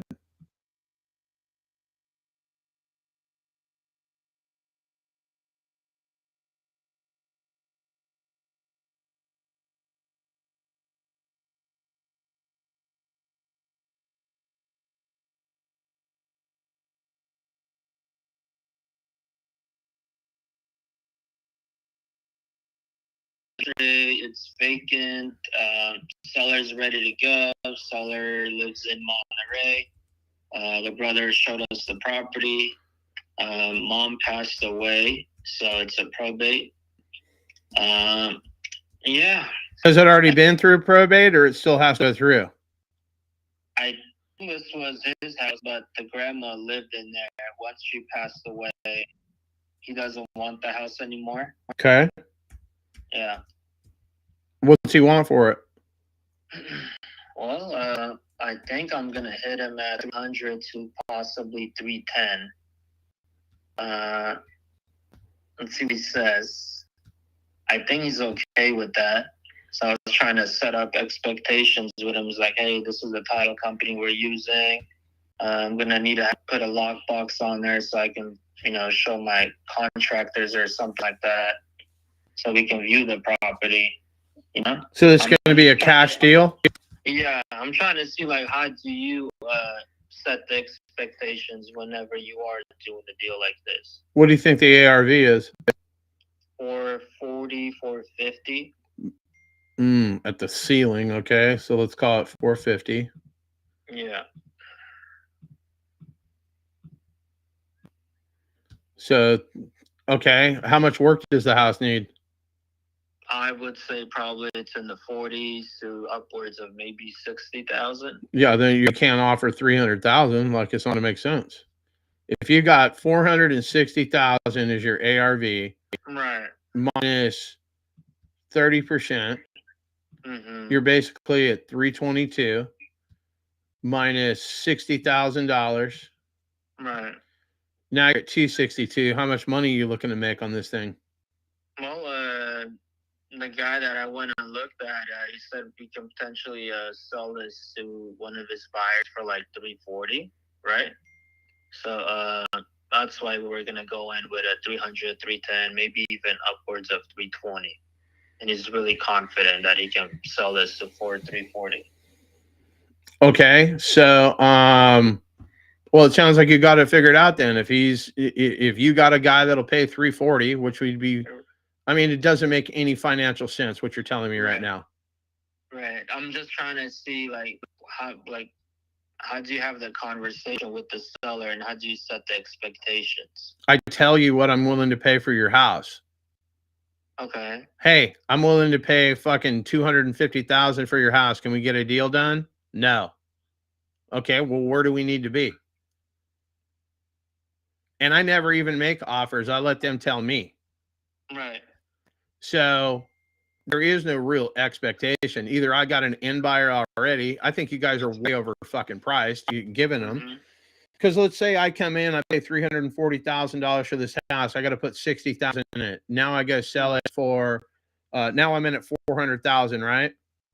You have to sell it for $450 to break even. Yeah. So why would I do that? Doesn't yeah. So I mean, as the agent in Virginia just told me, the math ain't mathin'. You guys are gonna have to get it at a deep discount. And if this guy wants $350,000, why doesn't he just list it on the market with a realtor? So, like, what value are you providing this guy? Speed and convenience, like close in 10 days? Yeah. So, I think you're offering way too much money. You guys are going to go put this thing under contract at 310. You're going to sell to somebody for 340 plus closing costs. What's their strategy? They're going to go put 60 grand in it and break even? I hope not. I hope they're buying old buyers because I feel like if they're gonna go in and do a fix and flip and the RV is well, no. If you got the terms, you got your terms mixed up. If they're going to fix it and flip it, the numbers aren't going to work. If they're going to buy it, repair it, and hold it, okay. But then what are the rents in the area?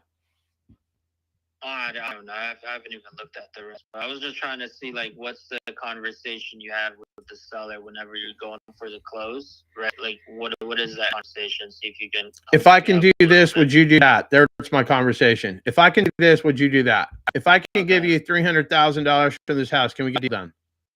No, I need $325,000. Well, now you know you're $25,000 away from making a deal. So if I could give you 325, we got a deal right now. Yeah. So then you would have to go find somebody that's willing to pay more than 325. How would you have, let's say the house is vacant, right? And let's say we want to show the house to a few of the buyers. Like, how would you have a conversation with the seller regarding that? Well, you just said that you're going to put a lockbox on it.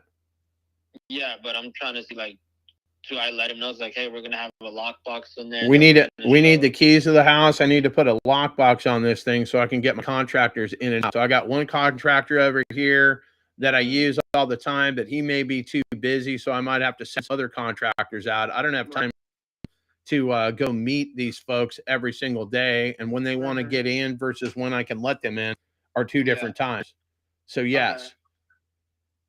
So yeah, you got to figure out. Got it. So you're saying that, hey, I'm gonna have my contractors come look at the house in order for me to do that. You have access to the house. Correct. So I can get some bids on it. You don't say, hey, like I'm gonna show it to my other investors and stuff. Why would you do that? You're not a realtor. Right. You're acting like a realtor. That's a third-degree felony. Gotcha. You're not selling the house. You're selling your equitable interest in the contract that you created. So don't get yourself in a situation. You're basically purporting that you're the end buyer. You go in there, you've run your numbers, you've had your guys come in and take a look at it, and after all is said and done, it doesn't make financial sense for me. However, I got somebody that would want to buy this, so I'm going to go ahead and put it under contract with them. You're still going to get the same amount of money I promised you. It's just I'm not going to be your end buyer. Right. Right. Okay. Let me call him real quick. I'll wait for the call goes. Okay. Okay, my man. Let me know if you need anything. Thank All right, bro. Out. So some people fucking don't even come on live. They just call my phone for advice. And this is what I do all day, every single day. Okay, so Ramos hopped out. Is anybody else in the back? Oh, I didn't even see this guy. And I didn't see Dustin. Like, I'm not good at running this shit. Sorry, guys. I didn't even see that you were trying to get in on the backside. Anybody got any questions? Oh, that's my haircut appointment at 1:30, letting me know that they're going to be happy to see me. That's great. So everybody's got automatic follow-up but me. I'll get a call with the neighbors. I will start with a brochure. I will call you after I call my client. I'll put our client.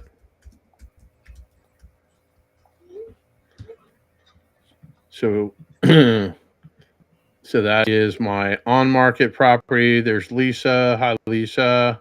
Go Raiders. You know the drill. Submitted a deal. Let's see here. A new one, or is that the old one that you submitted earlier today? Yeah, we isn't this the chick that I called and she didn't call me back? So I'm gonna call you in 15 minutes. Let me see if that was her. No, this is the other one.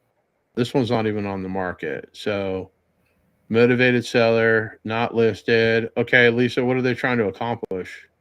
To be determined. So we don't know anything about this. It's vacant. It's an active pre-foreclosure. I left a message for this guy already, Lisa. He has not called me back. I did leave a message. You can be a Raider hater. That's all good. You just be wrong.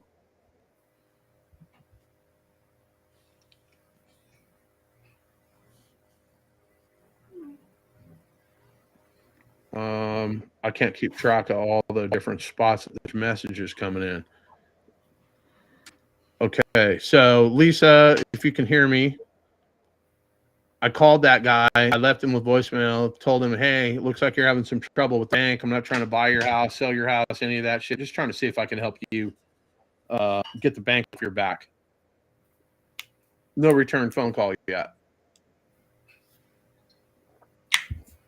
But nothing is preventing you from calling that guy. Like, were you on the phone with him? Like, how did you...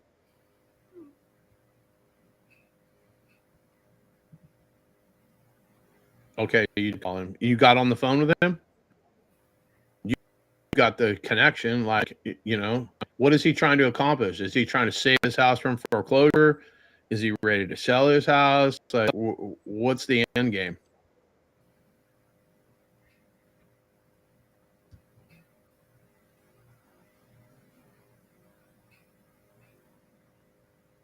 There may be a little bit of a delay between what I'm saying and what they're seeing.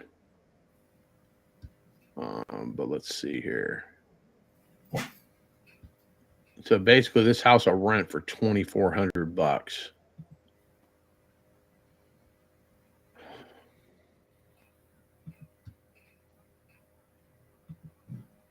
So she's not responding. So anyway, any other questions here in the back, guys? Dustin, Christopher, I just saw that you guys are in here. Got it, thanks. Just my voice issue today. I'm not doing back lead searches. Yeah, I don't ever do anything. Deals just come to me. Dustin, my man, what's up? Nah, I just got back in the pickup. I'm trying to get all my stuff pulled up. Okay.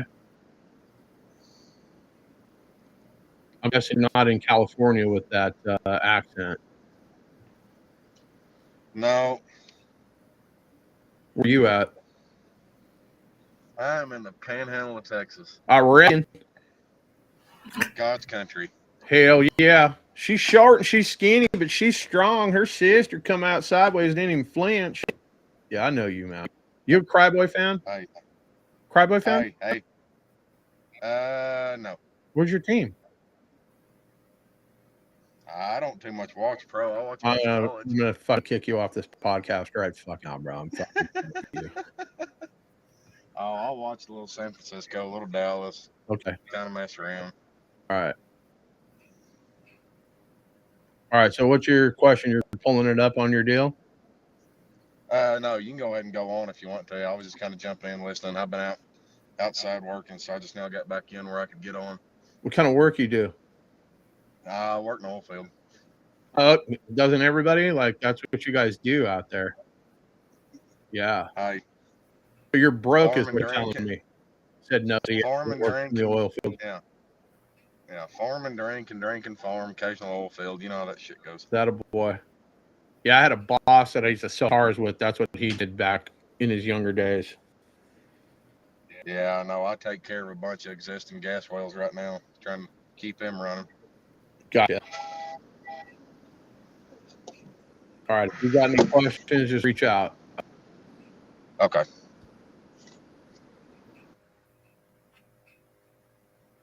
All right. Anybody else? Anyone here with deal in Fresno? Let's call your guy real quick. Let's see what's going on with this guy. Hang on here. Parts. Felix. Let's call this guy.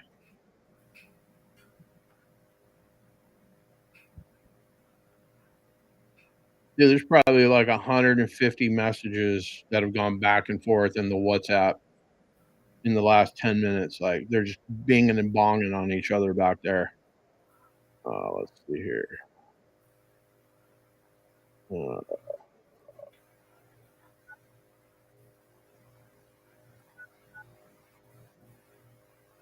This is a newer agent, so let's see what's going on.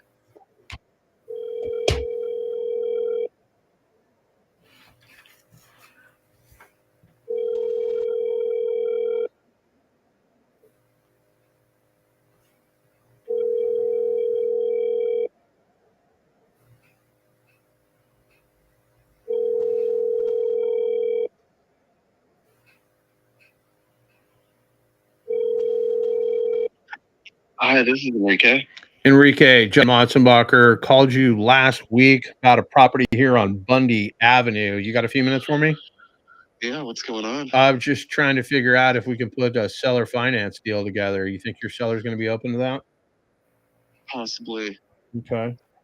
What makes you say possibly? I mean, you got some cash offers in there or traditional buyers? No, he just want, probably a good amount of a deposit. I mean, not a deposit, but, down payment. So are we talking about more than 10%? Yeah, probably. Mm-hmm. Okay. So, what happens if the house doesn't sell? What does he do with it then? He's probably gonna rent it out. I have no idea, to be honest. We've gone over that situation. I told him, Okay. and I think we should rent it out. Throw it on the market next year. Okay. I honestly don't think he cares. Yeah. Okay. So he's not motivated. So we'll move on to the next one. You got another one over here on East Illinois Avenue. What's going on with that one? Yeah, we just threw that one on the market, man. They actually have a really low rate on that one. It's a huge house. Yep. It's like 4 beds, and then there's another room that can be converted to a 5th one. So yeah, we just threw that on the market. What are you guys kind of like thinking about possibly doing with that? Go ahead. I was just gonna say, I think that could be a great rental unit, rented out by the rooms. Okay, yeah, do something like a pad split. Okay, so you guys started at $399, then you dropped it $10,000. Like, what are they trying to accomplish? So they're looking to buy another property. So, but we're, if they get 370, they'll be all right. If they get 380, they'll be all right. So 370 is kind of more like their bottom number. Okay, well, I mean, I'm not even going to beat them up on number. I mean, I can give them a down payment and make payments on this thing too. Are they going to be open to creative or? Yeah, they definitely would. We've spoken about that. So we've had some too that they've kind of like. So on that one, what would your guys' numbers be at? Well, usually I like to be into everything with the least amount of money possible, right? If they're wanting 20% down and some crazy interest rate, I can do that at my bank. why would I go get a loan to pay off another loan, right? So that's why I do a lot of creative finance. I mean, we locked up 5 deals in Texas yesterday, all for $5,000 per unit. Now, I'm not saying I'm going to put $5,000 in these folks' pocket. Obviously, they're going to want more, but it's got to make financial sense. Like I can pay way too much for their property. So we've got 2 options. I can go with their price and they can go with my terms, or I can go with my price and their terms, but I can't do both. So what do you think? Is that a conversation that you, I, and them should have on the phone? You think you can handle that on your own? Call right now. Let me merge the calls. Yeah. Let's go. It's just gonna be a quick holder, right? That's fine.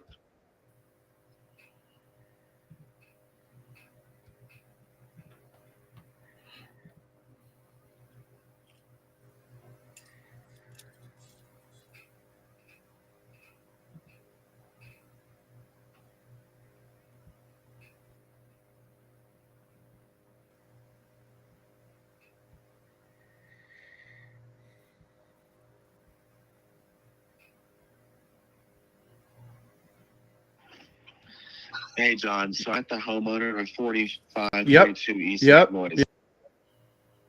This is John. He's interested in the property up for sale. Oh, okay. Hey, Andy, how are you? Pretty yourself, sir. How are you doing? I am doing damn good, my man. I'm looking at this property. It looks like the only thing wrong with this property is we don't have a buyer for it yet. Was this something that you were living in? Like, what's going on with this property?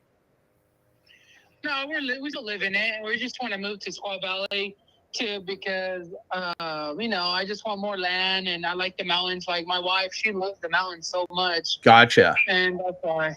No, this neighborhood is pretty good. All the neighbors, they love it. It's good. It's not like a bad neighborhood. It's a good neighborhood. Okay. I can tell you that. All right. So you have something picked out in Squaw Valley already, or is that something that Yes, I already have something picked out, ready to go. I just want to, leave already and go over there. It's like, it better be over there. Okay. Land, it's in the mountains. I love the cold over there. It's perfect. How much land we talking about? 5 acres. Oh, nice. That's a perfect size. That is a perfect size. I got one in Sanger with exactly that, 5 acres. I got my own little golf driving range out there that I bang golf balls back and forth. What are you going to do with 5 acres? You going to get some animals and whatnot? Yeah, I'm going to put some more because I have 3 kids and I want them to be more like with the animals involved and all that type of thing, so they have more responsibility and stuff. You know what I mean? You're going to get them up doing chores and living that honest life. I hear you. Yeah, that's what I want to do. Not this little video games every day, kind of little Mickey Mouse, Bro, I got the same thing. I got the same thing going on at my house. I was dumb enough to buy my kids iPhones. Like, I don't even see these kids. And whenever they're doing something, their face is down in that damn phone. I thought it was going to be a great idea. Hey, I can always get a hold of you. But, bro, they just shut me out. And then I bought them ear pods. So now I'm not only tuned out, and every time I say something, the first thing out of their face is, what? Because they can't even hear me, right? So I get it. I get it. So get them out there in that fresh air and whatnot. So you've already got it picked out. I'm interested in this property. You would be interested in some sort of a seller finance deal where I can give you a down payment and make monthly payments on this thing? You gotta talk to my real estate. That'll be Henry. He's more. Yeah. No, absolutely. But that's why we're having this conversation, just to see if that's something like, what kind of terms that we can come to. Because I buy these things all across the United States utilizing seller finance. So do you have a mortgage on this thing? Yes, I still have mortgage on it. Okay. That way, who knows what's you're comfortable with, so we can make sure, the numbers make sense for you and make sure they make sense for other property as well. Right. And so basically, I gotta finish. Basically, I sell this house.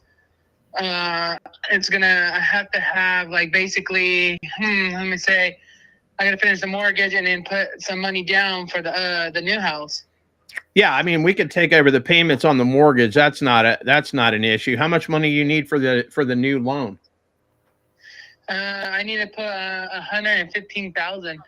You need to put 115 down, huh? Okay. Yeah. So that's why you got to sell this thing. I get it. So, what's the balance on this house right now? How much do you owe on it? Just only 230, I believe. Okay, so 230K. Okay, so that's where I see. Okay. All right. It could be I a mean, little bit less because we're always doing monthly payments every month, so probably is a little bit less, but I know it's 230.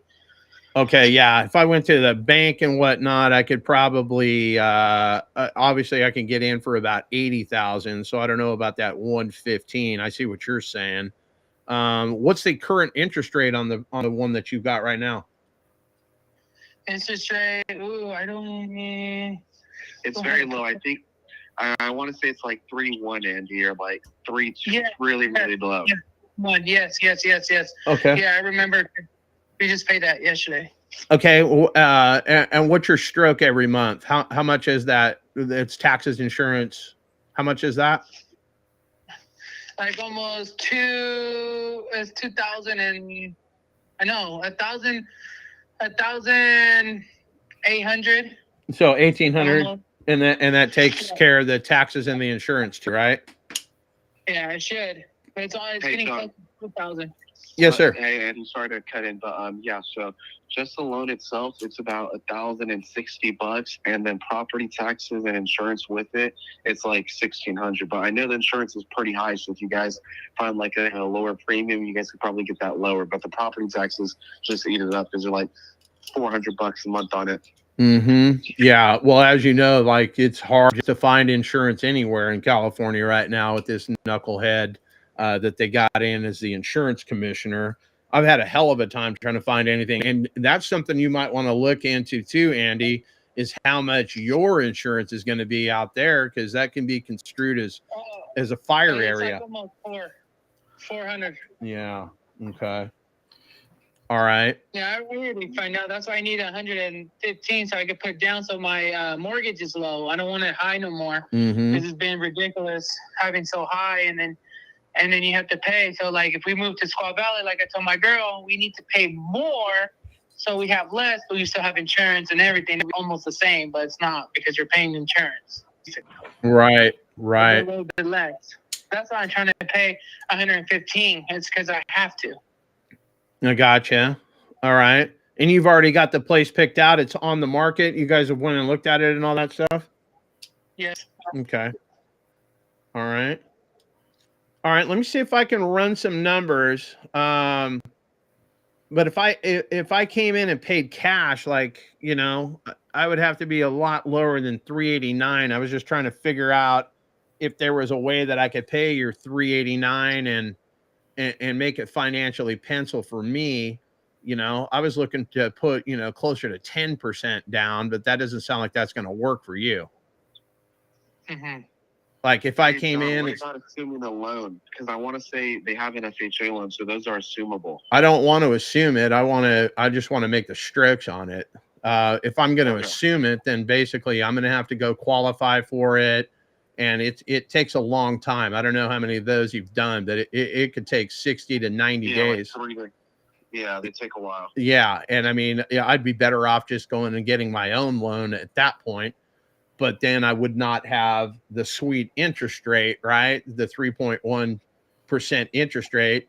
I'd be up at 6.5%, which would basically turn this thing upside down for me. So, yeah, I mean, if you would take $40,000 down, I think we could put something on paper today. I can close in, before the end of the year, and you can get on to your next adventure in your life. Does that sound like something that we can work out, or am I way off? What do you think, Henry? 40 down, and what would be the price that the asking price? We can do the 389. So I would take over the stroke on his mortgage, and then we would make an equity payment to him every single month. I would have to pencil something out. Obviously, this is how it works. Like basically, I just need to have more money coming in than I have going out, and basically, Yeah. So basically, I would just have to reverse engineer this. So now that I know that you guys are open to this, I can go run some real numbers and I can put a real, um, offer in front of you. And then if it makes sense, well, yippee-ki-yay, we ink it up and we move it forward. And if it doesn't make sense, like maybe we can massage something to make it work. Let And me. then would there be a balloon payment on there, or how would that work? Or Well, yeah, I mean, that's something that we can definitely work in. I just need to have enough runway to, because here's the end game. The end game is for me to hold on to this property, make the stroke on your mortgage. So you've got a performing mortgage, make a separate equity payment every single month to you. And then when the interest rates come back down, I'm not saying they're going to come back down to 3.1 anytime soon, but like if we did, like I say, a 10-year balloon, somewhere along the lines when the interest rates came back down, I'm just using a number. Let's say that this house is worth $500,000 in 10 years. I could go cash out refi. So I could pay off your loan, pay off whatever I owe you, and whatever money I had left over, I can put that in my pocket. I don't pay any taxes on that whatsoever because it's a loan. It's not capital gains. And as long as I've got as long as I got a tenant in there that's making the stroke, I've got no problem. So the way I explain it to a lot of folks is if I had $100,000 house, I could sell you for $1 million. Your answer would be no. Like, what are you, crazy? But if I had $100,000 house, I could sell you for $1 million, but your payment was only $500 a month, and you knew you could rent it out for $1,000 a month. That's what I buy. I buy cash flow. I need to have more money coming in than I have going out. I can make absolutely any number work. I mean, in theory, I could pay $400,000 for this house. Completely irrelevant as long as numbers on the backside make financial sense to everybody involved.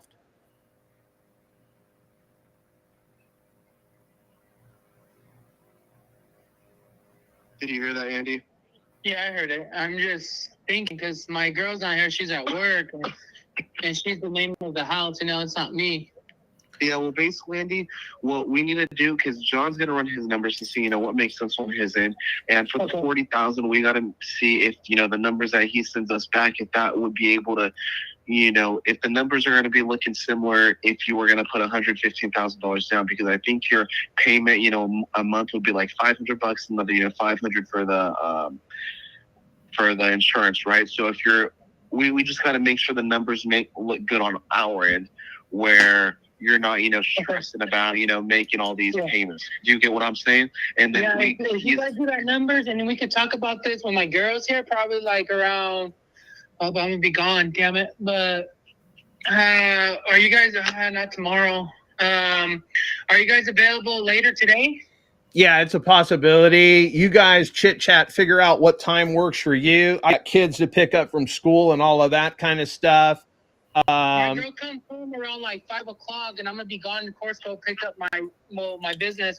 I have to go and do some things. What do you do for work? Me, I'm a junk disposable guy who goes to your house and, hey, do you want to remove your junk? Yeah. This is gonna be how much it is. So basically, junk removal. Gotcha. That's a pretty lucrative business, right? Yeah, but it's a lot of work, but it is what it is. Yeah.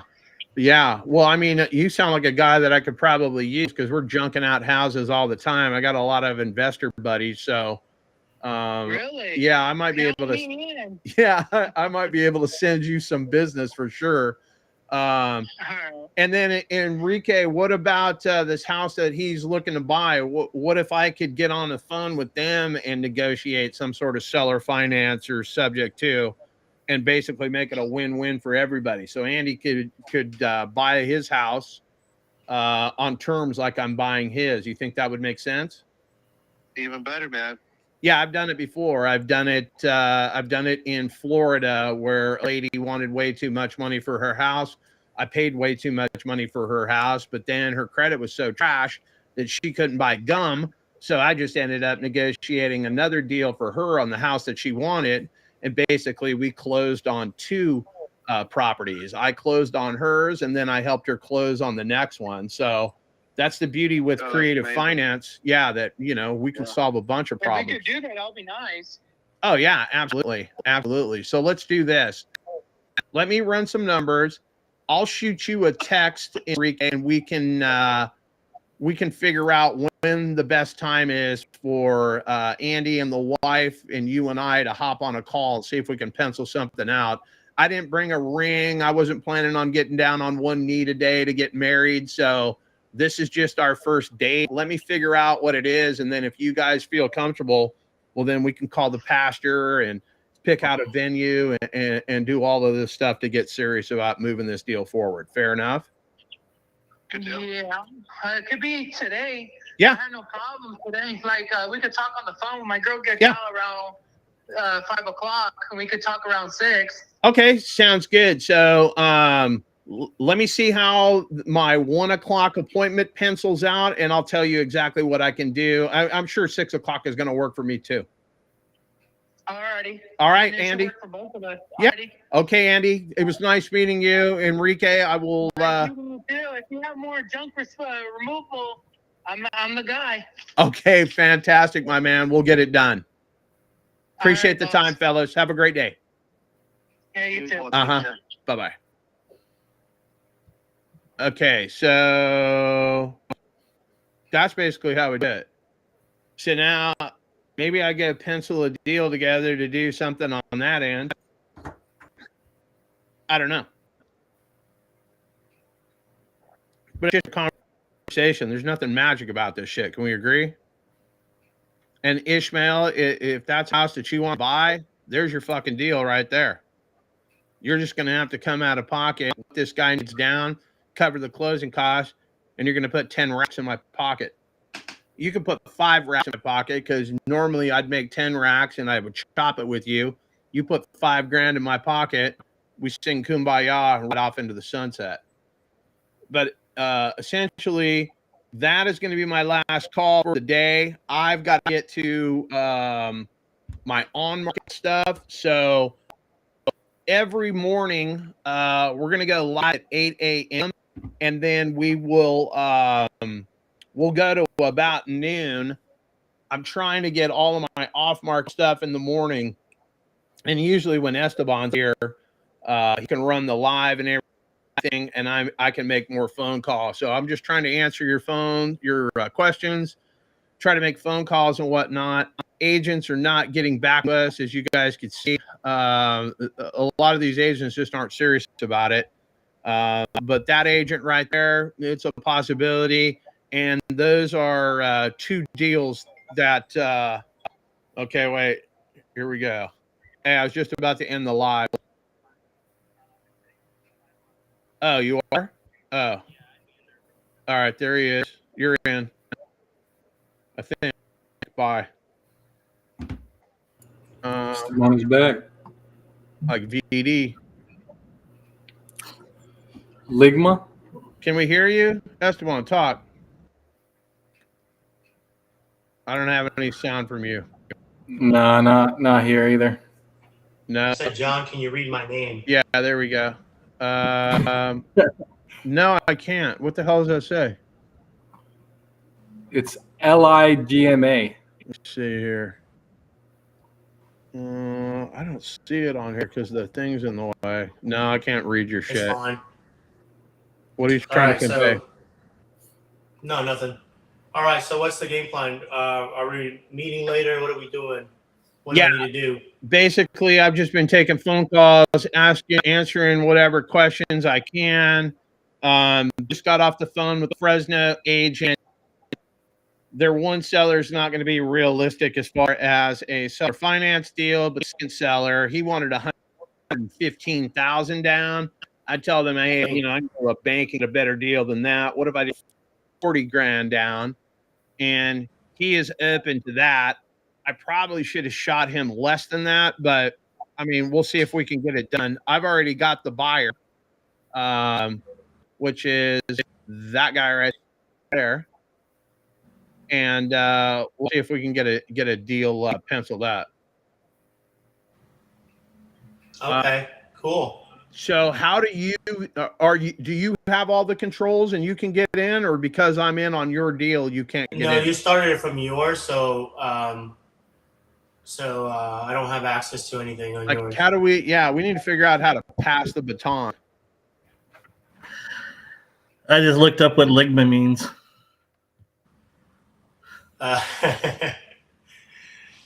It's the oldest trick in the book. Yeah.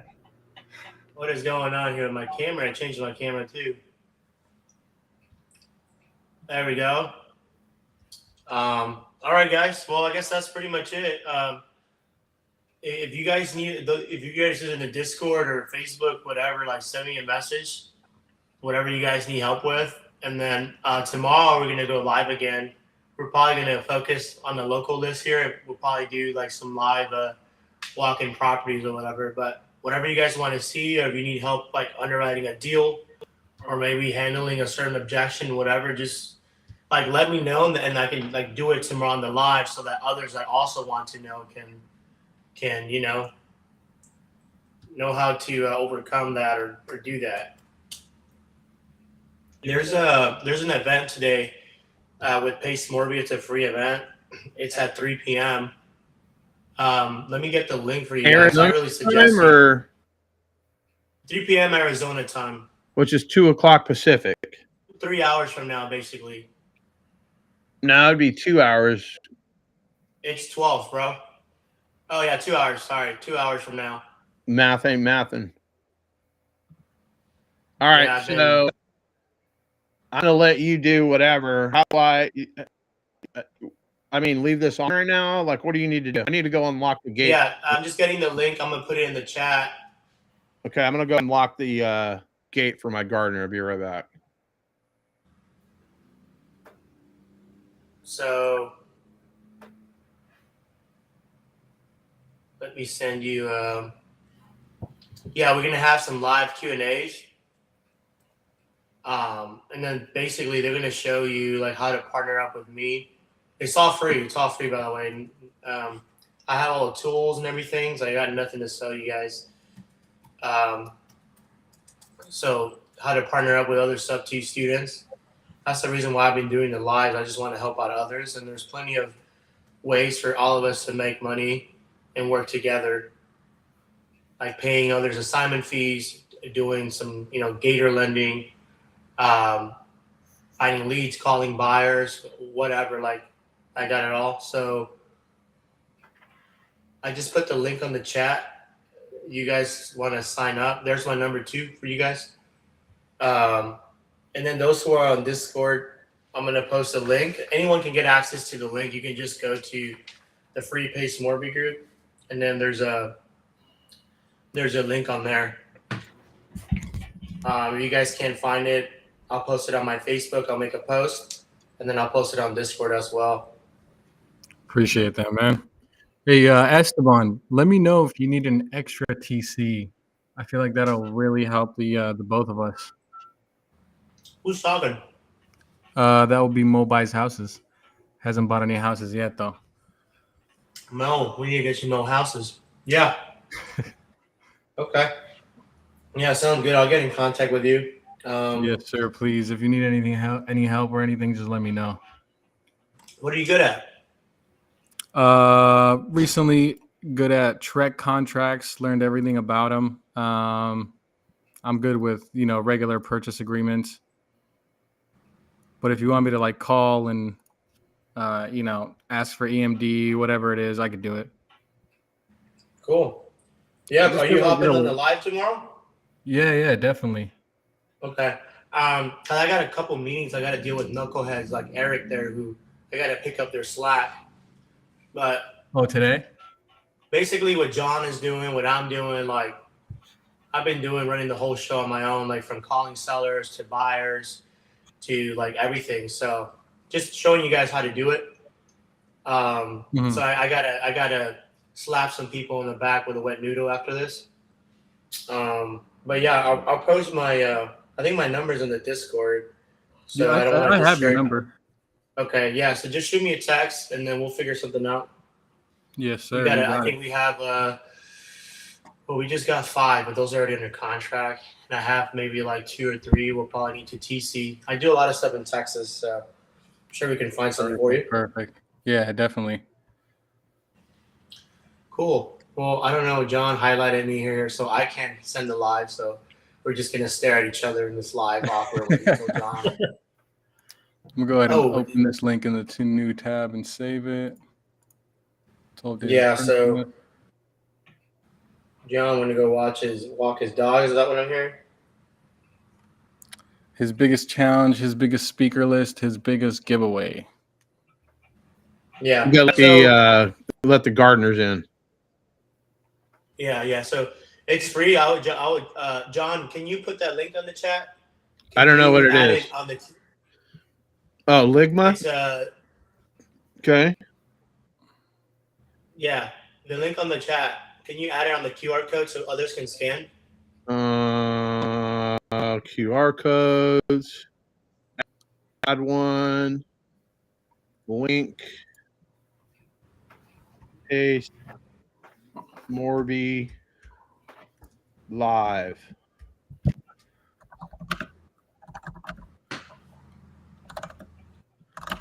Create.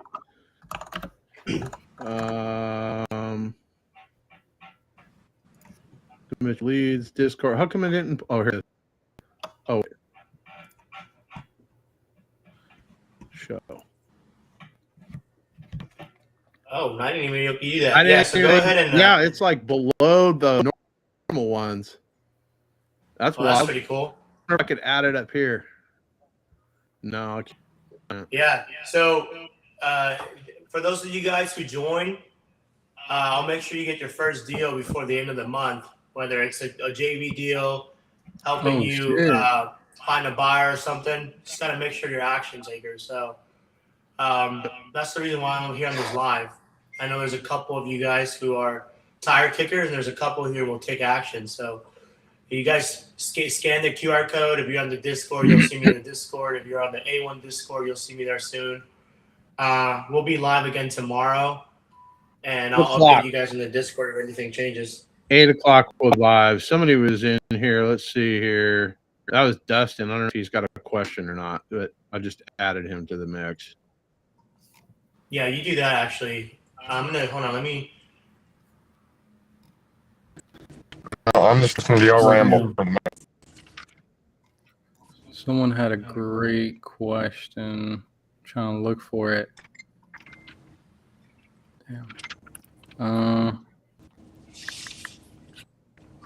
Oh yeah. Hey, if you don't mind me asking, does a loan mod? Nate asked this question. Does a loan mod change up the interest if qualified? Well, they're modified the loan.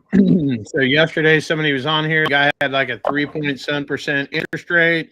Did a loan modification. The shit went up to like 8%. So basically, it changed the payment, and he couldn't. Oh, pretty good. How about yourself? 8%. Fuck, man.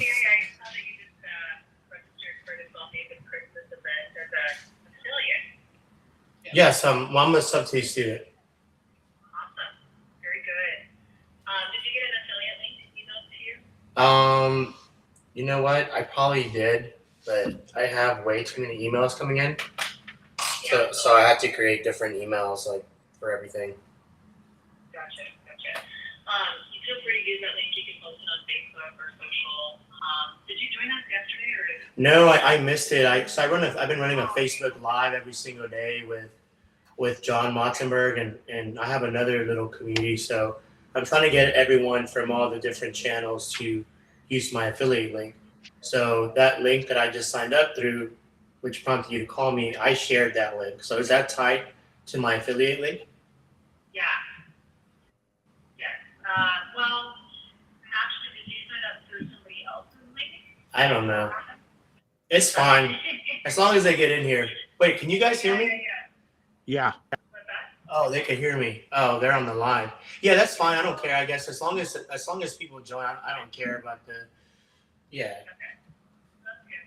Okay, so yeah, feel free to join us tonight. We look forward to having you. Just wanted to call and connect with everybody on a personal level. Thank you for being in touch too. We appreciate you and everything we do within the group. So let me know if you have any questions about Gator. This is my direct line.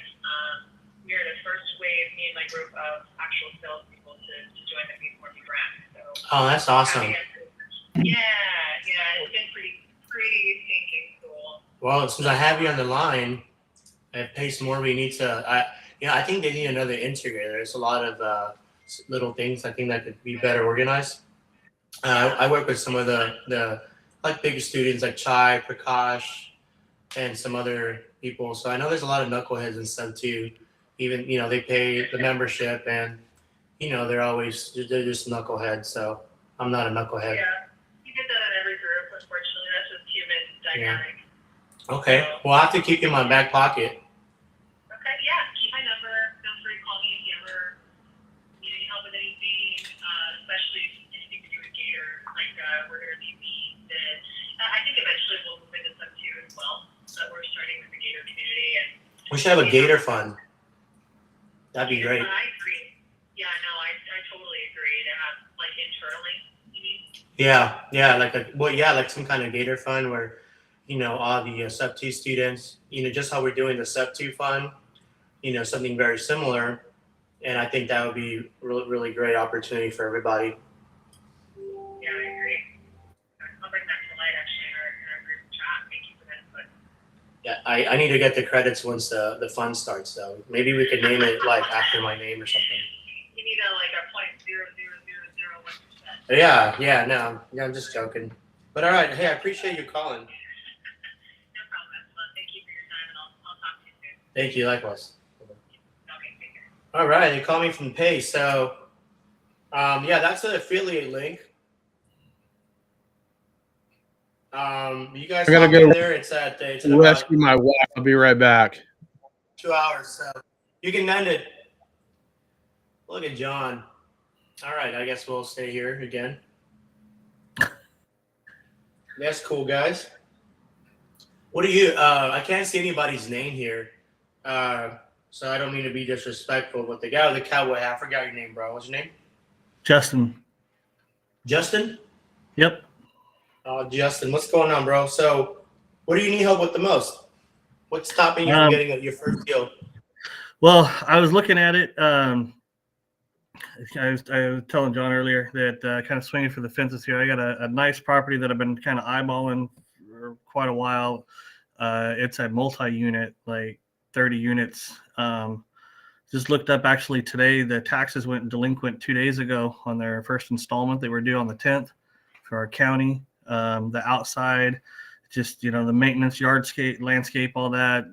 Bushes dying, not really taken care of. The ivy, it's growing up along the side of the walls. It's just looking and digging a little bit deeper. This company owns, I guess, 3 different rentals, and they kind of put their A clients in one, their B clients in another, and their C's in another. And this C clients is what they're doing on this one, and it's not on market at all. I was looking at it. They purchased the property in 2001. Right now, just of course, Zillow's very accurate, but it's showing around about a 2.5 million. But I don't know how to get in there. How to. I don't want to burn the deal before I even have a chance to do it. So. There's a lot of rookie mistakes that I don't want to make, on something that could be just a freaking gold mine. And so, Where's it? What market is this again? It's the Central Valley, California. Was it like Bakersfield area or? Between Modesto and Fresno. Oh, okay. Did you already bring this to John's attention? Yeah. Okay. What kind of feedback did John give you? Pretty much get a hold of him after this. Oh, okay, cool. Yeah, so get a hold with Just John. one that just came in on Facebook. Hello? Whoa. I'm trying to come here. North Carolina. All right, John. I gotta answer this phone call. I don't know who it is. Do you wanna? Okay, you put the cat away. You do that. Is that the one? Discord.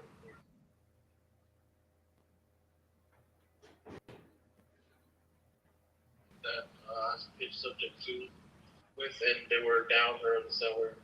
The only thing is they're worried about Or the bank calls due on sale. Put me on the line with them. Give me a three-way or yeah. Okay. All right, cool.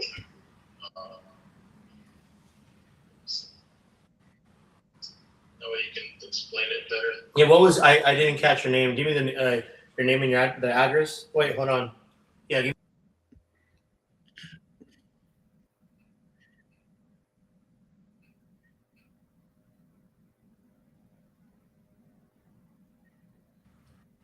this is knucklehead didn't even give me the address.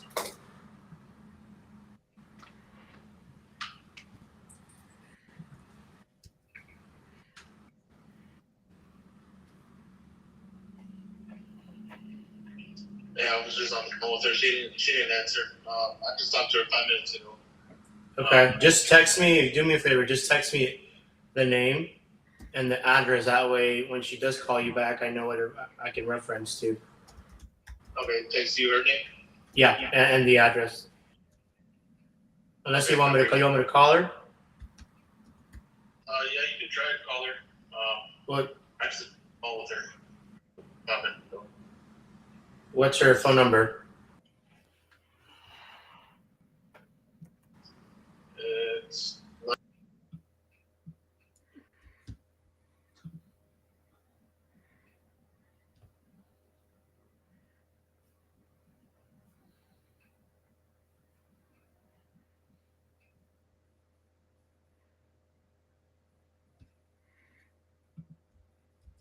now. Is this? Did you guys already talk terms or anything like that?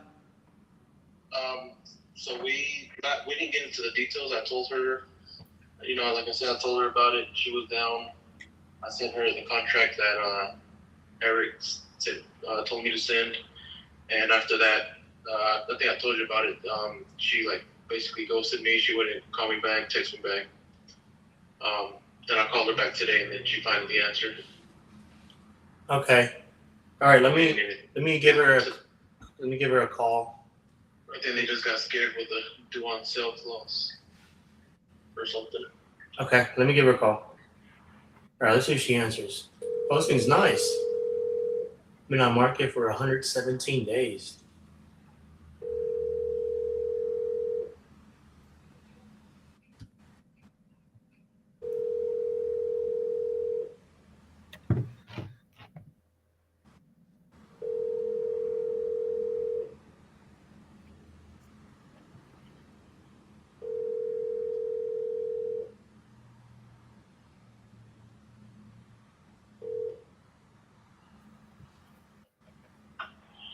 Hi, you for Christine Ganji with the Action Realty.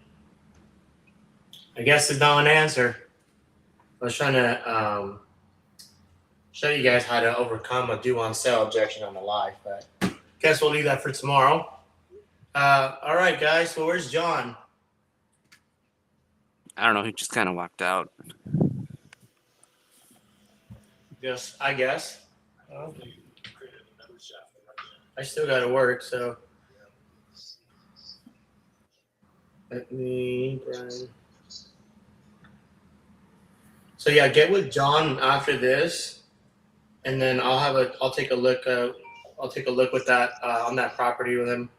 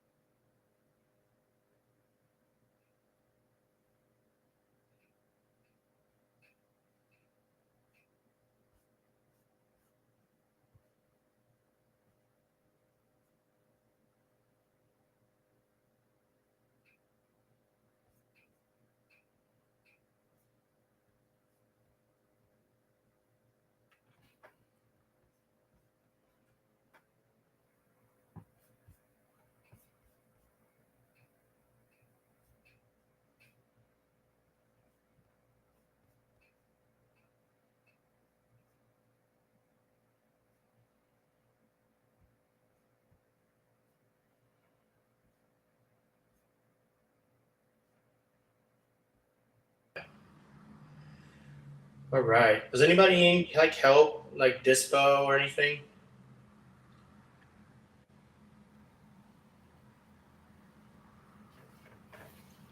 All right, John. Real quick, in the jot forms that Janelle Johnson or whatever, she needs dispo on all of them. She has them all under contract. Okay. Like, So, I mean, one of them's a mobile home. There's one where what markets? It makes no financial sense. There's one where the seller paid $190,000 for the house earlier this year, but they want to sell it for $78,000. And they're all cash deals. They're not creative. Okay. So, what markets are these in? Just they're in Colorado, but I got people calling me on fucking Facebook live. that's fine. I have the biggest buyer in Colorado for wraps in my back pocket. Yeah, but that's a wrap, not a cash deal. You can buy cash. Well, here's the deal. So, an appointment I got to be at 1:30. And then I've got other deals. I've got on-market deals. Like, I'm handcuffed when you're not here. Oh, thank you, honey. So what you're saying is we have too much deals coming in? Mm-hmm. That's exactly what I'm saying. We just got to get rid of them now. That's why, yeah. Put the link up again. So, yeah, for those of you guys who are like, I'm truly serious. Like I said, I have nothing to sell you on this live. Ask Eric, any other people I've helped close deals. Just hop in on the live, and then if you guys hop in, you just use the link. I was going to send you to Pace Morby's Zoom. I'll be on there, and ultimately, what they're going to show you guys is how to work with us, right? And I'm going live all this week, end of last week, showing you guys how to partner up together. So I'll see you in there, and then we got to get Alex a deal, and then I can't see the name. I just see a big cowboy hat. Justin, love a deal. Yeah, I like it better than John. So yeah, we got Ramos. So that's pretty much it. I'll also post the link on my Facebook and Discord so you guys can join. Again, it's in like an hour and a half. I do everything I can to hop in there. Like, the fastest I've ever closed a deal in, I think it was like 8 or 9 days. And there's 11 days till Christmas. So you guys, and I got deals closing after Christmas too, right? So I can show you guys how to dispo, how to find buyers. I already have the buyer's info. There's a lot of work, to be done on my team, like paid work where you guys are just learning and getting paid. I have nothing to sell you. So if you guys are serious, I've already brought in some people from the lives, to get deals first. Join my free business. We'll get you a deal. All right, John, we can cut it. We can cut it here. All right, so you and I are going to have a conversation offline right now? Yep. Okay, I'm going to end the stream, and then you do that. I'll end the stream, and Not then I'll yet, call you. All right. Okay, you're good? All right. See you tomorrow, 8 a.m. Pacific time.